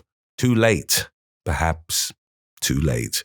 But he had suddenly understood that in the whole world there was just one person to whom he could transfer his punishment. One body that he could thrust between himself and the rats. And he was shouting frantically, over and over, "Do it to Julia! Do it to Julia! Not me, Julia! I don't care what you do to her. Tear her face off. Strip her to the bones. Not me, Julia! Not me!" He was falling backwards into enormous depths away from the rats. He was still strapped in the chair, but he had fallen through the floor, through the walls of the building, through the earth, through the oceans, through the atmosphere into outer space, into the gulfs between the stars, always away, away, away from the rats. He was light years distant, but O'Brien was still standing at his side. There was still the cold touch of wire against his cheek, but through the darkness that enveloped him, he heard another metallic click and knew that the cage door had clicked shut and not open. Chapter 6. The chestnut tree was almost empty. A ray of sunlight, slanting through a window, fell on dusty tabletops. It was the lonely hour of 15. A tinny music trickled from the telescreens. Winston sat in his usual corner, gazing into an empty glass. Now and again he glanced up at a vast face, which eyed him from the opposite wall. "Big Brother is watching you," the captain said. Unbidden, a waiter came and filled his glass up with Victory gin, shaking into it a few drops from another bottle with a quill through the cork. It was saccharine flavoured with cloves, the speciality of the cafe. Winston was listening to the telescreen. At present, only music was coming out of it, but there was a possibility that at any moment there might be a special bulletin from the Ministry of Peace. The news from the African front was disquieting in the extreme. On and off, he had been worrying about it all day. A Eurasian army. Oceania was at war with Eurasia. Oceania had always been at war with Eurasia, was moving southward at terrifying speed. The midday bulletin had not mentioned any definite area, but it was probable that already the mouth of the Congo was a battlefield. Brazzaville and Leopoldville were in danger. One did not have to look at the map to see what it meant. It was not merely a question of losing Central Africa. For the first time in the whole war, the territory of Oceania itself was menaced. A violent emotion, not fear exactly, but a sort of undifferentiated excitement flared up in him, then faded again. He stopped thinking about the war. In these days, he could never fix his mind on any one subject for more than a few moments at a time. He picked up his glass and drained it at a gulp. As always, the gin made him shudder and even retch slightly. The stuff was horrible. The cloves and saccharine themselves, disgusting enough in their sickly way, could not disguise the flat, oily smell.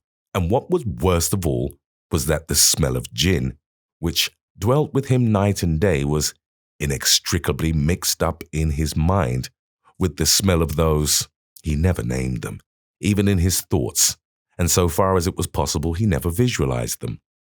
They were something that he was half aware of, hovering close to his face, a smell that clung to his nostrils. As the gin rose in him, he belched through purple lips. He had grown fatter since they released him, and had regained his old color. Indeed, more than regained it. His features had thickened. The skin on nose and cheekbones was coarsely red. Even the bald scalp was too deep a pink. A waiter, again unbidden, brought the chessboard and the current issue of the Times, with the page turned down at the chess problem. Then, seeing that Winston's glass was empty, he brought the gin bottle and filled it. There was no need to give orders. They knew his habits. The chessboard was always waiting for him. His corner table was always reserved.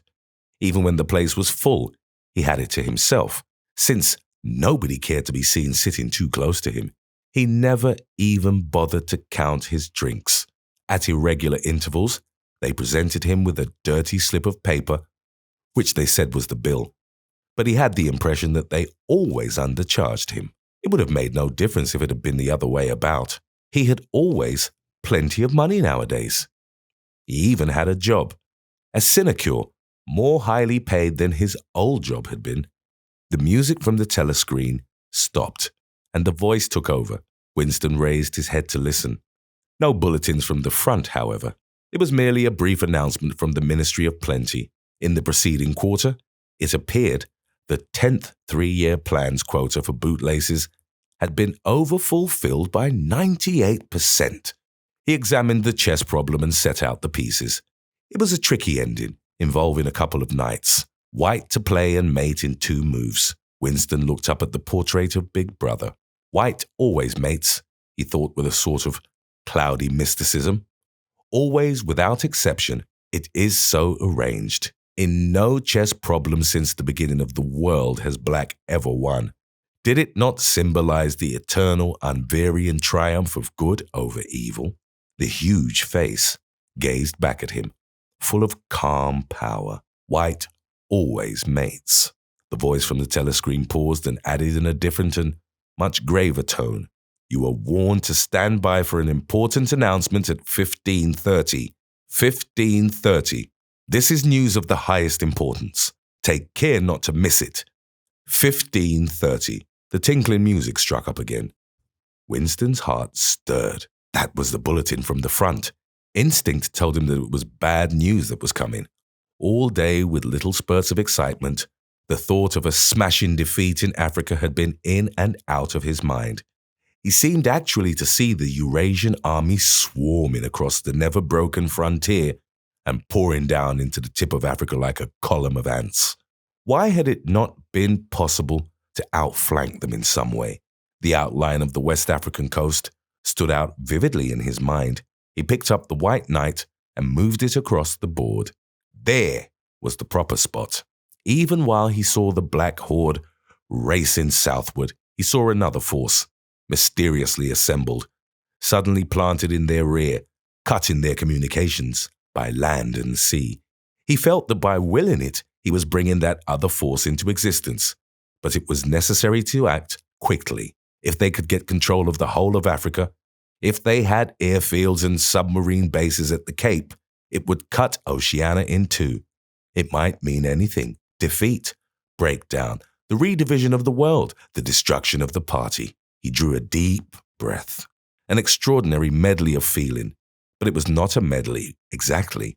Rather, it was successive layers of feeling, in which one could not say which layer was undermost, struggled inside him. The spasm passed.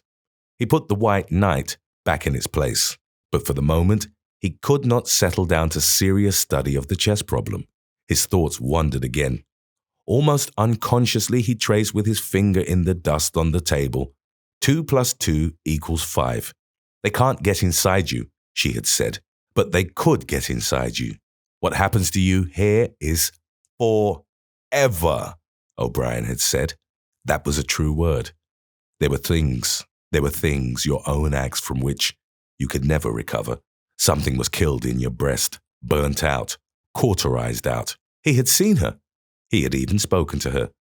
There was no danger in it. He knew as though instinctively that they now took almost no interest in his doings. He could have arranged to meet her a second time if either of them had wanted to. Actually, it was by chance that they had met. It was in the park on a vile, biting day in March, when the earth was like iron and all the grass seemed dead, and there was not a bud anywhere except a few crocuses which had pushed themselves up to be dismembered by the wind. He was hurrying along with frozen hands and watering eyes when he saw her not 10 minutes away from him. It struck him at once that she had changed in some ill-defined way. They almost passed one another without a sign. Then he turned and followed her. Not very eagerly. He knew that there was no danger. Nobody would take any interest in him. She did not speak. She walked obliquely away across the grass as though trying to get rid of him, then seemed to resign herself to having him at her side. Presently, they were in among a clump of ragged, leafless shrubs, useless either for concealment or as protection from the wind. They halted. It was vilely cold. The wind whistled through the twigs and fretted the occasional dirty-looking crocuses. He put his arm round her waist. There was no telescreen, but there must be hidden microphones. Besides, they could be seen. It did not matter. Nothing mattered. They could have lain down on the ground and done that if they had wanted to. His flesh froze with horror at the thought of it. She made no response whatever to the clasp of his arm. She did not even try to disengage herself. He knew now what had changed in her. Her face was sallower, and there was a long scar, partly hidden by the hair, across her forehead and temple. But that was not the change. It was that her waist had grown thicker, and in a surprising way had stiffened. He remembered how once, after the explosion of a rocket bomb, he had helped to drag a corpse out of some ruins, and had been astonished not only by the incredible weight of the thing, but by its rigidity and awkwardness to handle, which made it seem more like stone than flesh. Her body felt like that. It occurred to him that the texture of her skin would be quite different from what it had once been. He did not attempt to kiss her, nor did they speak. As they walked back across the grass, she looked directly at him for the first time. It was only a momentary glance, full of contempt and dislike. He wondered whether it was a dislike that came purely out of the past, or whether it was inspired also by his bloated face and the water that the wind kept squeezing from his eyes. They sat down on 2 iron chairs, side by side, but not too close together. He saw that she was about to speak. She moved her clumsy shoe a few centimeters and deliberately crushed a twig. Her feet seemed to have grown broader, he noticed. "I betrayed you," she said baldly. "I betrayed you," he said. She gave him another quick look of dislike. "Sometimes," she said, "they threaten you with something you can't stand up to, can't even think about. And then you say, 'Don't do it to me. Do it to somebody else. Do it to so-and-so.' And perhaps you might pretend afterwards that it was only a trick and that you just said it to make them stop and didn't really mean it, but that isn't true. At the time when it happens, you do mean it. You think there's no other way of saving yourself, and you're quite ready to save yourself that way. You want it to happen to the other person. You don't give a damn what they suffer. All you care about is yourself. All you care about is yourself, he echoed. And after that, you don't feel the same towards the other person any longer. No, he said, you don't feel the same. There did not seem to be anything more to say. The wind plastered their thin overalls against their bodies. Almost at once it became embarrassing to sit there in silence. Besides, it was too cold to keep still. She said something about catching her tube and stood up to go. "We must meet again," he said. "Yes," she said, "we must meet again." He followed irresolutely for a little distance, half a pace behind her. They did not speak again. She did not actually try to shake him off, but walked at just such a speed as to prevent his keeping abreast of her.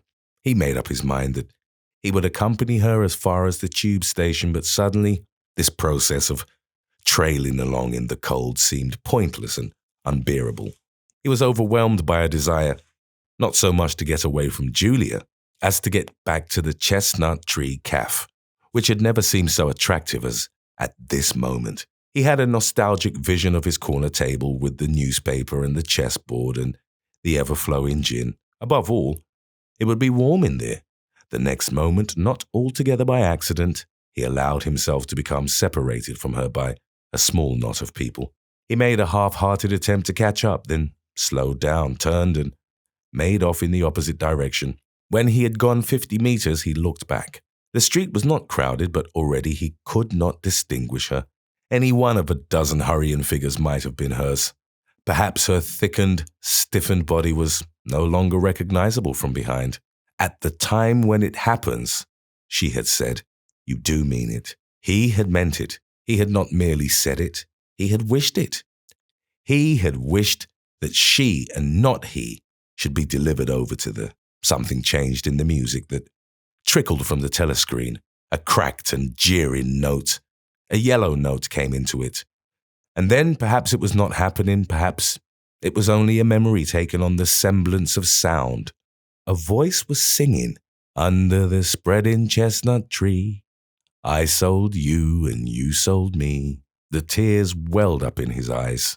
A passing waiter noticed that his glass was empty and came back with the gin bottle. He took up his glass and sniffed at it. The stuff grew not less but more horrible with every mouthful he drank. But it had become the element he swam in. It was his life, his death, and his resurrection. It was gin that sank him into stupor every night and gin that revived him every morning. When he woke, seldom before 1100, with gummed-up eyelids and fiery mouth and a back that seemed to be broken, it would have been impossible even to rise from the horizontal if it had not been for the bottle and teacup placed beside the bed overnight. Through the midway hours, he sat with glazed face, the bottle handy, listening to the telescreen. From 15 to closing time, he was a fixture in the chestnut tree. No one cared what he did any longer. No whistle woke him. No telescreen admonished him. Occasionally, perhaps twice a week, he went to a dusty, forgotten-looking office in the Ministry of Truth and did a little work, or what was called work. He had been appointed to a subcommittee of a subcommittee, which had sprouted from one of the innumerable committees dealing with minor difficulties that arose in the compilation of the 11th edition of the Newspeak Dictionary. They were engaged in producing something called an interim report. But what it was that they were reporting on, he had never definitely found out. It was something to do with the question of whether commas should be placed inside brackets or outside. There were 4 others on the committee, all of them persons similar to himself. There were days when they assembled and then promptly dispersed again, frankly admitting to one another that there was not really anything to be done.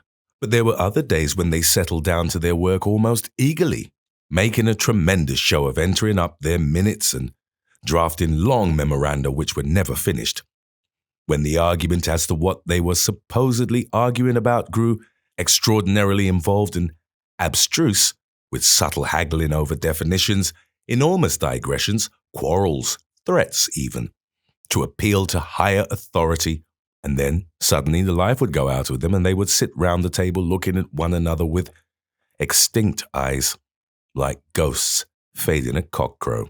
The telescreen was silent for a moment. Winston raised his head again. The bulletin. But no, they were merely changing the music. He had the map of Africa behind his eyelids. The movement of the armies was a diagram, a black arrow tearing vertically southward and a white arrow horizontally eastward across the tail of the first. As though for reassurance, he looked up at the imperturbable face in the portrait. Was it conceivable that the second arrow did not even exist? His interest flagged again. He drank another mouthful of gin, picked up the white knight and made a tentative move. Check. But it was evidently not the right move because, uncalled, a memory floated into his mind. He saw a candlelit room with a vast, counterpaned bed and himself, a boy of 9 or 10, sitting on the floor, shaking a dice box and laughing excitedly. His mother was sitting opposite him and also laughing. It must have been about a month before she disappeared. It was a moment of reconciliation, when the nagging hunger in his belly was forgotten, and his earlier affection for her had temporarily revived. He remembered the day well, a pelting, drenching day, when the water streamed down the window pane and the light indoors was too dull to read by. The boredom of the two children in the dark, cramped bedroom became unbearable. Winston whined and grizzled, made futile demands for food, fretted about the room, pulling everything out of place and kicking the wainscoting until the neighbours banged on the wall, while the younger child wailed intermittently. In the end, his mother said, "Now be good and I'll buy you a toy, a lovely toy. You'll love it." And then she had gone out in the rain to a little general shop, which was still sporadically open nearby, and came back with a cardboard box containing an outfit of snakes and ladders. He could still remember the smell of the damp cardboard. It was a miserable outfit. The board was cracked and the tiny wooden dice were so ill cut that they would hardly lie on their sides. Winston looked at the things sulkily and without interest. But then his mother lit a piece of candle, and they sat down on the floor to play. Soon, he was wildly excited and shouting with laughter as the tiddlywinks climbed hopefully up the ladders and then came slithering down the snakes again, almost to the starting point. They played 8 games, winning 4 each. His tiny sister, too young to understand what the game was about, had sat propped up against a bolster, laughing because the others were laughing, for a whole afternoon. They had all been happy together, as in his earlier childhood. He pushed the picture out of his mind. It was a false memory. He was troubled by false memories occasionally. They did not matter so long as one knew them for what they were. Some things had happened, others had not. He turned back to the chessboard and picked up the white knight again.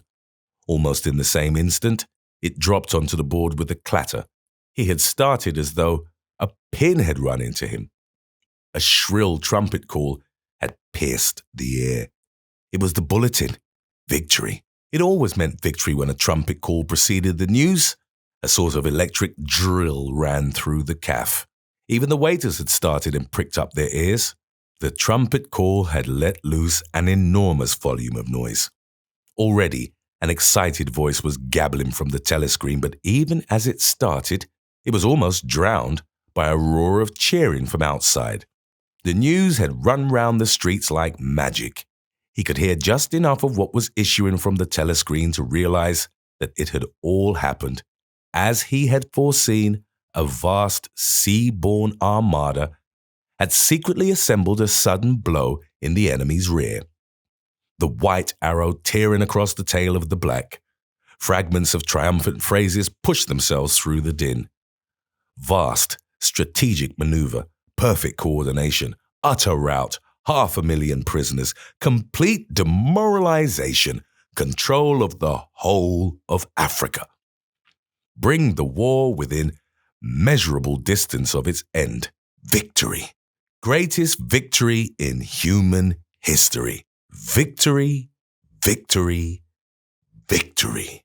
Under the table, Winston's feet made convulsive movements. He had not stirred from his feet, but in his mind he was running, swiftly running. He was with the crowds outside cheering himself deaf.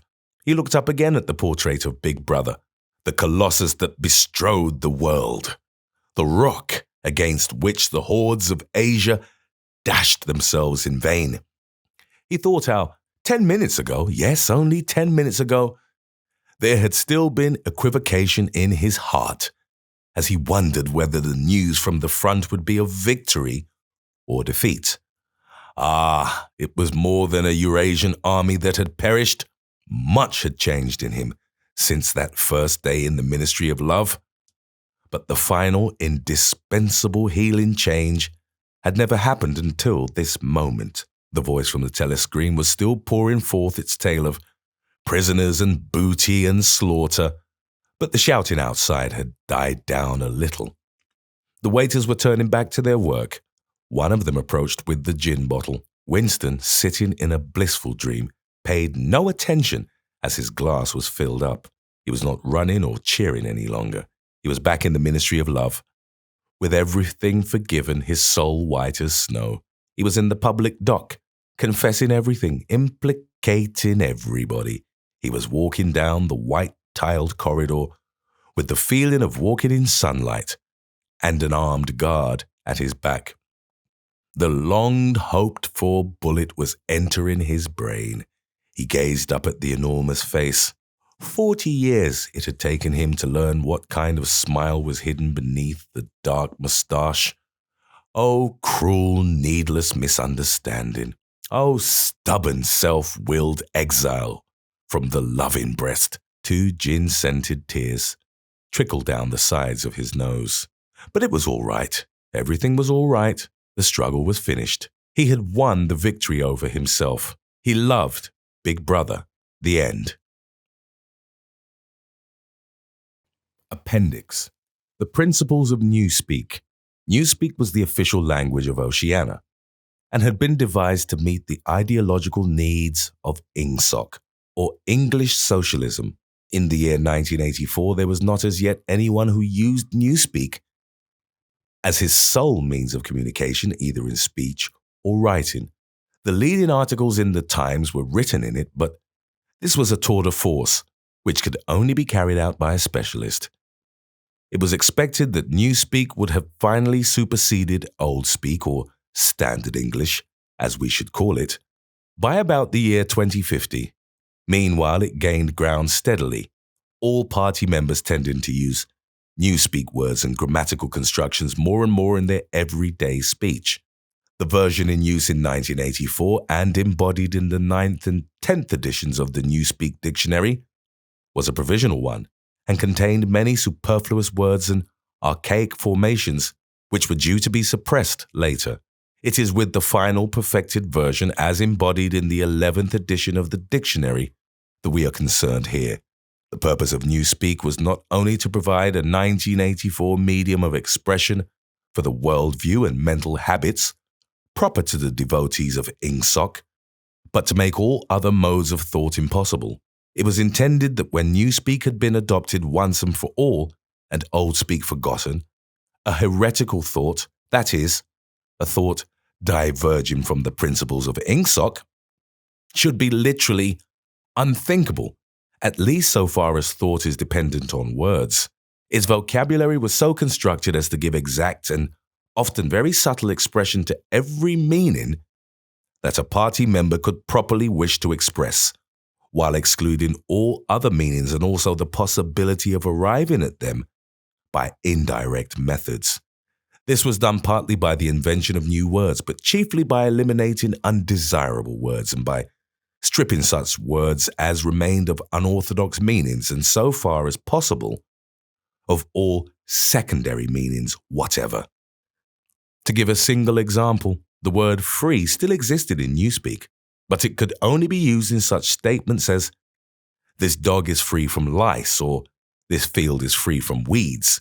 It could not be used in its old sense of politically free or intellectually free, since political and intellectual freedom no longer existed even as concepts, and were therefore of necessity nameless. Quite apart from the suppression of definitely heretical words, reduction of vocabulary was regarded as an end in itself, and no word that could be dispensed with was allowed to survive. Newspeak was designed not to extend, but to diminish the range of thought, and this purpose was indirectly assisted by cutting the choice of words down to a minimum. Newspeak was founded on the English language as we now know it, though many Newspeak sentences, even when not containing newly created words, would be barely intelligible to an English speaker of our own day. Newspeak words were divided into three distinct classes known as the A vocabulary, the B vocabulary, also called compound words, and the C vocabulary. It will be simpler to discuss each class separately, but the grammatical peculiarities of the language can be dealt with in the section devoted to the A vocabulary, since the same rules held good for all three categories. The A vocabulary. The A vocabulary consisted of the words needed for the business of everyday life, for such things as eating, drinking, working, putting on one's clothes, going up and down stairs, riding in vehicles, gardening, cooking, and the like.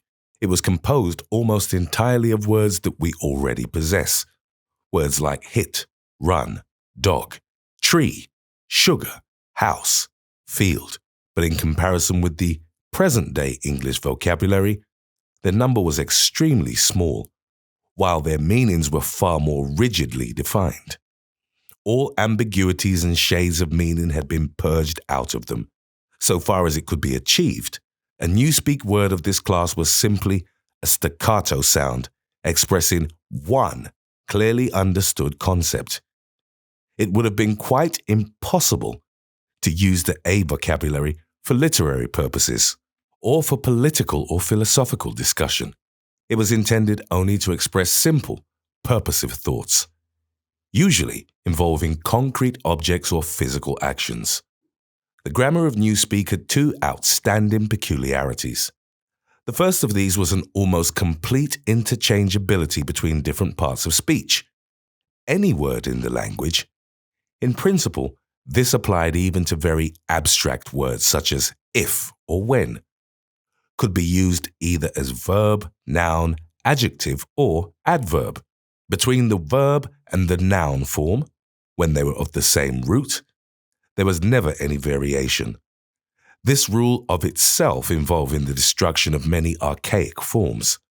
The word thought, for example, did not exist in Newspeak. Its place was taken by think, which did duty for both noun and verb. No etymological principle was followed here. In some cases, it was the original noun that was chosen for retention.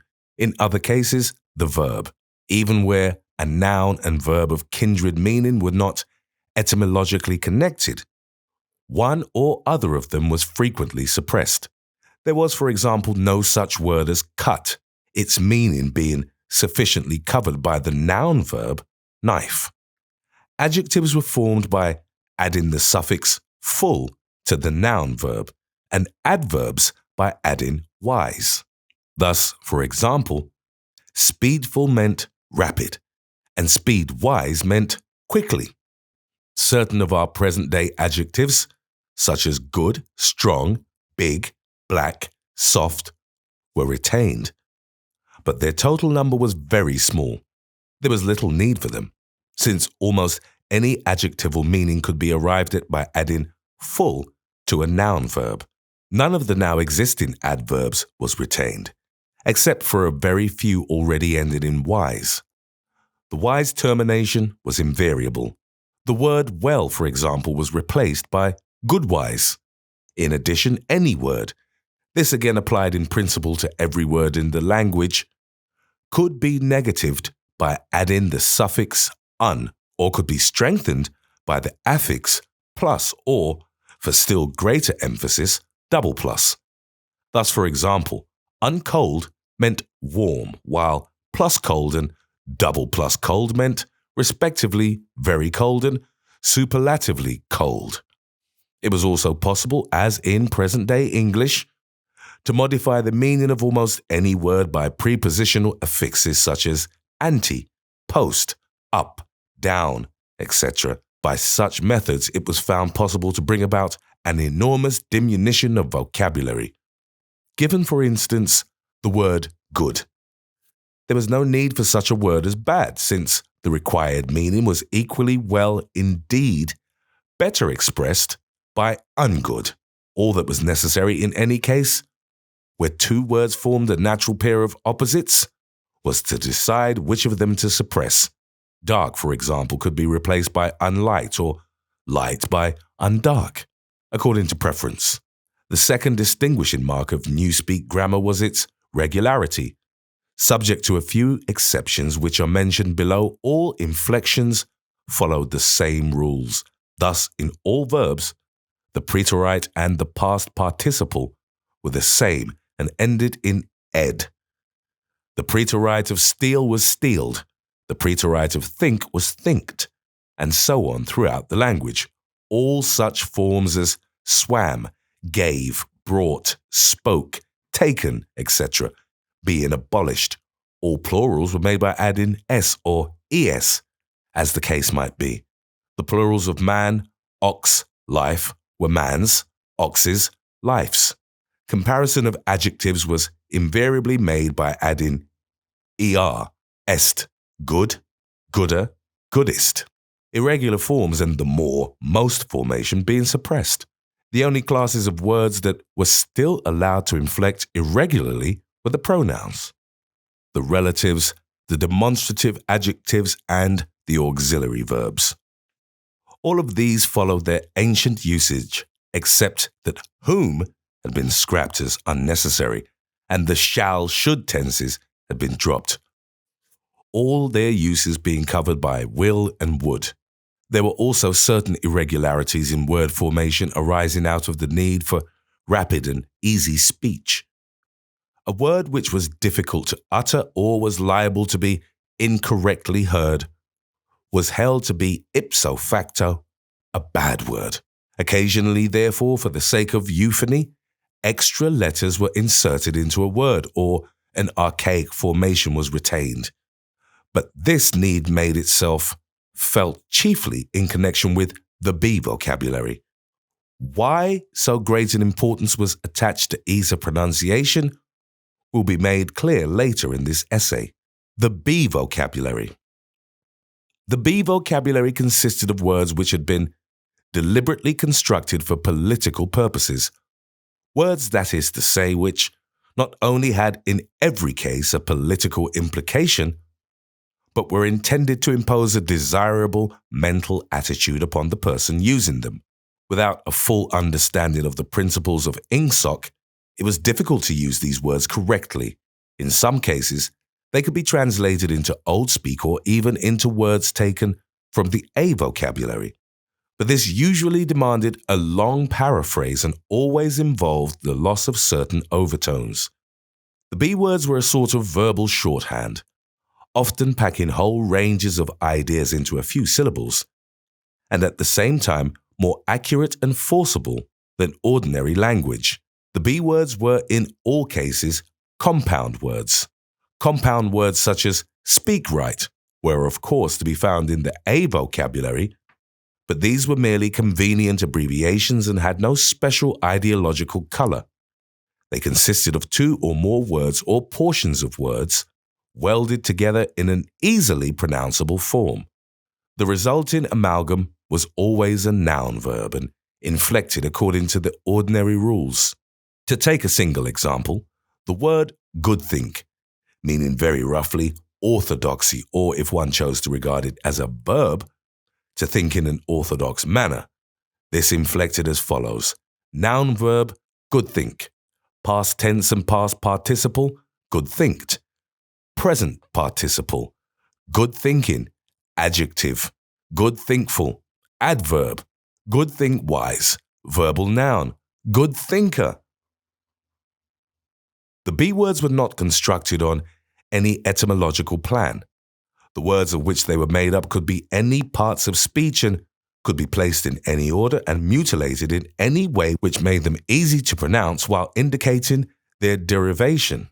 In the word crime think, thought crime, for instance, the think came second, whereas in think poll, thought police, it came first, and in the latter word police had lost its second syllable.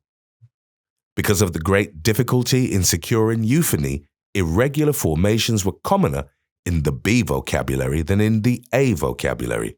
For example, the adjective forms of mini true, mini pax, and mini love were, respectively, mini truthful, mini peaceful, and mini lovely, simply because truthful, paxful, and loveful were slightly awkward to pronounce. In principle, however, all B words could inflect and all inflected in exactly the same way. Some of the B words had highly subtilized meanings, barely intelligible to anyone who had not mastered the language as a whole. Consider, for example, such a typical sentence from a Times leading article as "Old thinkers unbelly feel ingsoc." The shortest rendering that one could make of this in old speak would be, "Those whose ideas were formed before the revolution cannot have a full emotional understanding of the principles of English socialism." But this is not an adequate translation. To begin with, in order to grasp the full meaning of the Newspeak sentence quoted above, one would have to have a clear idea of what is meant by ingsoc. And in addition, only a person thoroughly grounded in ingsoc could appreciate the full force of the word belly feel, which implied a blind, enthusiastic acceptance difficult to imagine today, or of the word old think, which was inextricably mixed up with the idea of wickedness and decadence. But the special function of certain Newspeak words, of which old think was one, was not so much to express meanings as to destroy them.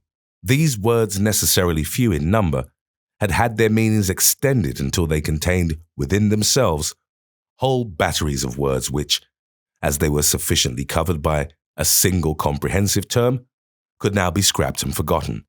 The greatest difficulty facing the compilers of the Newspeak dictionary was not to invent new words, but having invented them, to make sure, that is to say, what ranges of words they cancelled by their existence.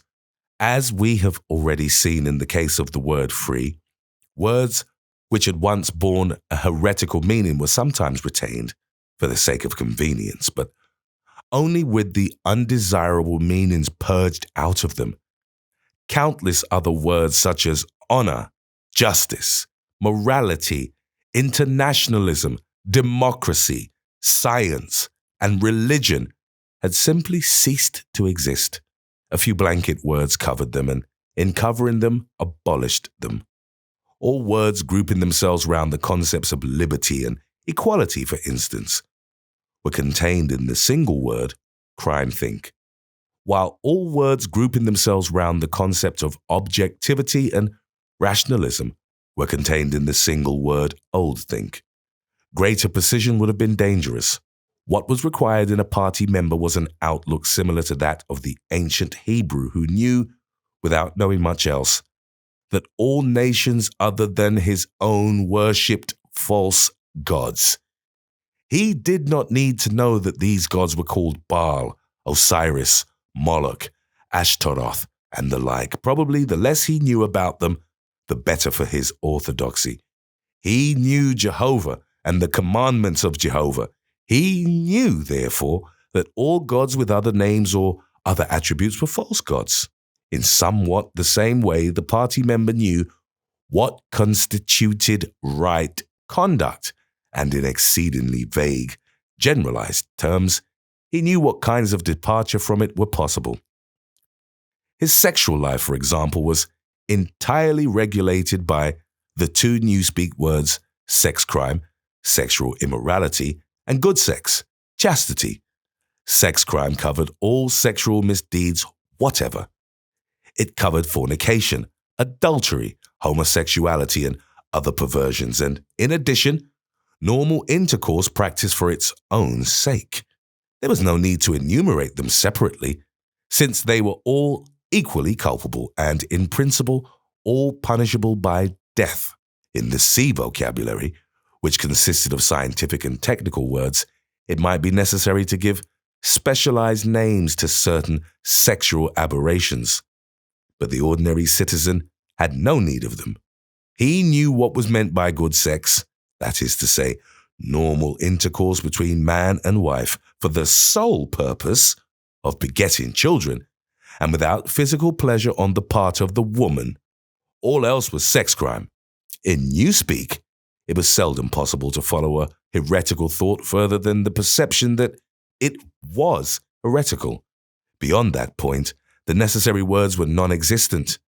No word in the B vocabulary was ideologically neutral. A great many were euphemisms. Such words, for instance, as joy camp, forced labor camp, or mini-pax, Ministry of Peace, i.e. Ministry of War, meant almost the exact opposite of what they appeared to mean. Some words, on the other hand, displayed a frank and contemptuous understanding of the real nature of oceanic society. An example was prole feed, meaning the rubbishy entertainment and spurious news which the party handed out to the masses. Other words, again, were ambivalent, having the connotation good when applied to the party and bad when applied to its enemies. But in addition, there were great numbers of words which at first sight appeared to be mere abbreviations and which derived their ideological color not from their meaning, but from their structure. So far as it could be contrived, everything that had or might have political significance of any kind was fitted into the B vocabulary. The name of every organization or body of people or doctrine or country or institution or public building was invariably cut down into the familiar shape, that is, a single easily pronounced word with the smallest number of syllables that would preserve the original derivation. In the Ministry of Truth, for example, the records department in which Winston Smith worked was called RecDep. The fiction department was called FicDep. The teleprograms department was called TeleDep, and so on. This was not done solely with the object of saving time. Even in the early decades of the 20th century, telescoped words and phrases had been one of the characteristic features of political language. And it had been noticed that the tendency to use abbreviations of this kind was most marked in totalitarian countries and totalitarian organizations. Examples were such words as Nazi, Gestapo, Comintern, Inpricor, Agitprop. In the beginning, the practice had been adopted as it were instinctively, but in Newspeak, it was used with a conscious purpose. It was perceived that in thus abbreviating a name, one narrowed and subtly altered its meaning by cutting out most of the associations that would otherwise cling to it. The words Communist International, for instance, call up a composite picture of universal human brotherhood, red flags, barricades, Karl Marx, and the Paris Commune. The word Comintern, on the other hand, suggests merely a tightly knit organization and a well-defined body of doctrine. It refers to something almost as easily recognized and as limited in purpose as a chair or a table. Comintern is a word that can be uttered almost without taking thought, whereas Communist International is a phrase over which one is obliged to linger at least momentarily. In the same way, the associations called up by a word like mini-true are fewer and more controllable than those called up by Ministry of Truth. This accounted not only for the habit of abbreviating whenever possible, but also for the almost exaggerated care that was taken to make every word easily pronounceable. In Newspeak, euphony outweighed every consideration other than exactitude of meaning. Regularity of grammar was always sacrificed to it when it seemed necessary, and rightly so, since what was required above all for political purposes was short, clipped words of unmistakable meaning which could be uttered rapidly and which roused the minimum of echoes in the speaker's mind. The words of the B vocabulary, even gained in force from the fact that nearly all of them were very much alike. Almost invariably, these words good think, mini packs, prole feed, sex crime, joy camp, inksock, belly feel, think pole, and countless others were words of 2 or 3 syllables, with the stress distributed equally between the first syllable and the last. The use of them encouraged a gabbling style of speech, at once staccato and monotonous, and this was exactly what was aimed at. The intention was to make speech, and especially speech on any subject not ideologically neutral, as nearly as possible independent of consciousness. For the purposes of everyday life, it was no doubt necessary, or sometimes necessary, to reflect before speaking, but a party member called upon to make a political or ethical judgment should be able to spray forth the correct opinions as automatically as a machine gun spraying forth bullets. His training fitted him to do this. The language gave him an almost foolproof instrument, and the texture of the words with their harsh sound and a certain willful ugliness, which was in accord with the spirit of Ingsoc, assisted the process still further. So did the fact of having very few words to choose from. Relative to our own, the Newspeak vocabulary was tiny, and new ways of reducing it were constantly being devised.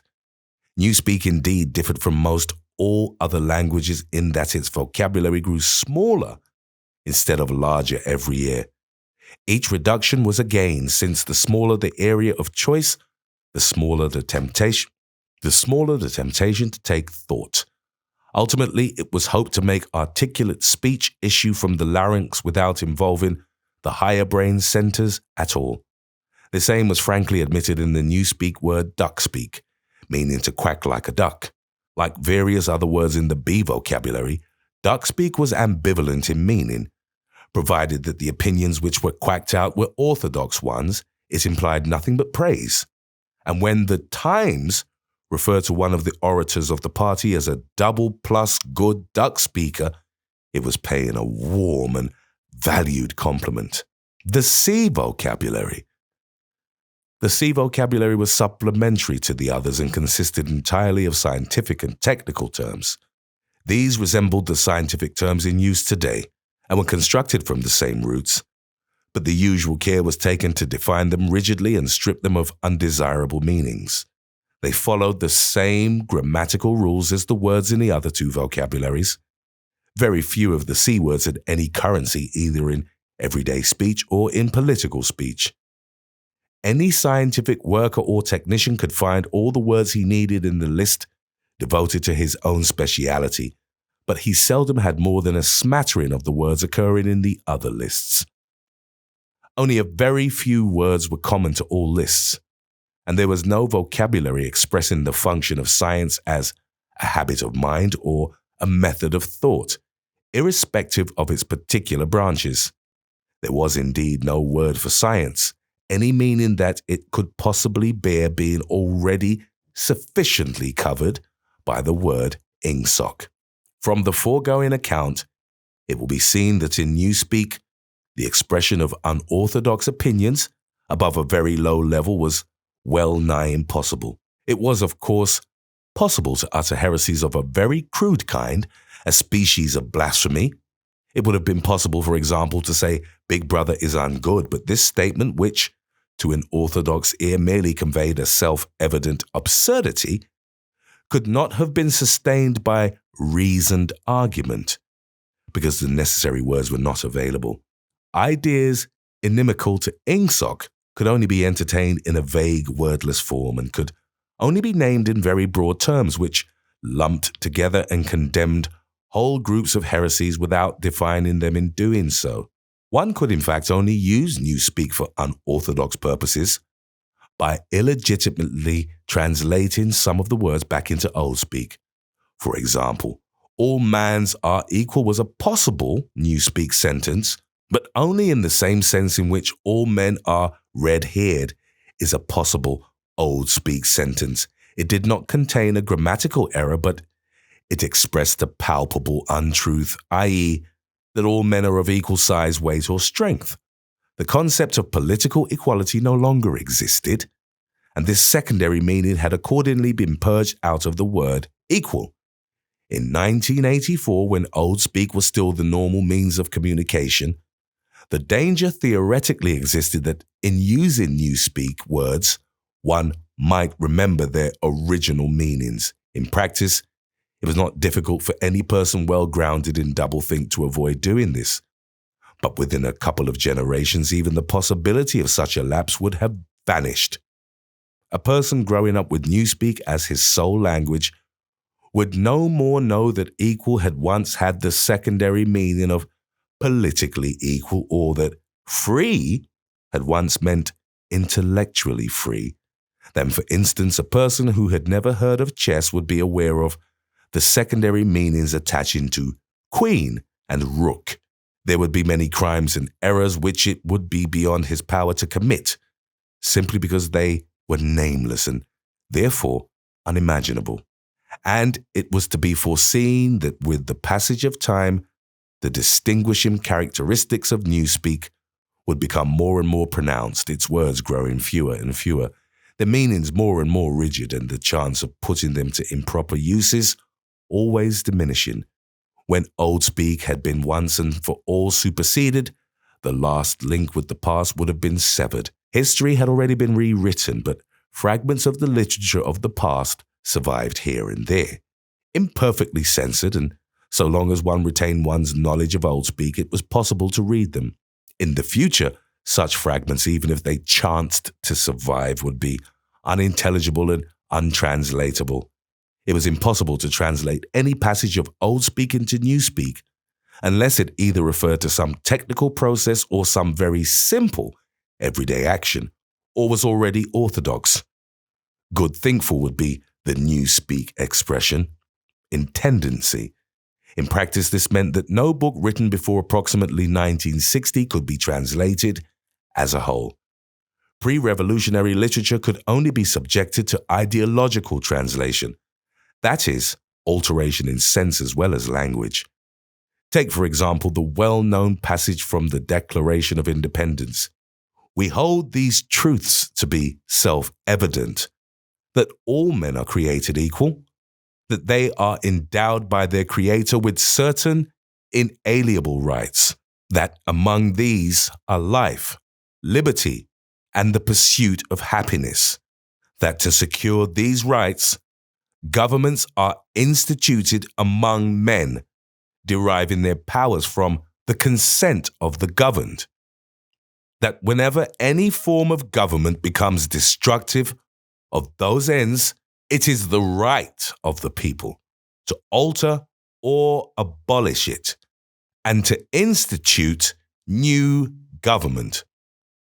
It would have been quite impossible to render this into Newspeak while keeping to the sense of the original. The nearest one could come to doing so would be to swallow the whole passage up in the single word, crime think. A full translation could only be an ideological translation, whereby Jefferson's words would be changed into a panegyric on absolute government. A good deal of the literature of the past was indeed already being transformed in this way. Considerations of prestige made it desirable to preserve the memory of certain historical figures, while at the same time bringing their achievements into line with the philosophy of Ingsoc. Various writers such as Shakespeare, Milton, Swift, Byron, Dickens, and some others were therefore in process of translation. When the task had been completed, their original writings with all else that survived of the literature of the past would be destroyed. These translations were a slow and difficult business, and it was not expected that they would be finished before the first or second decade of the 21st century. There were also large quantities of merely utilitarian literature, indispensable technical manuals and the like, that had to be treated in the same way. It was chiefly in order to allow time for the preliminary work of translation that the final adoption of Newspeak had been fixed for so late a date as 2050.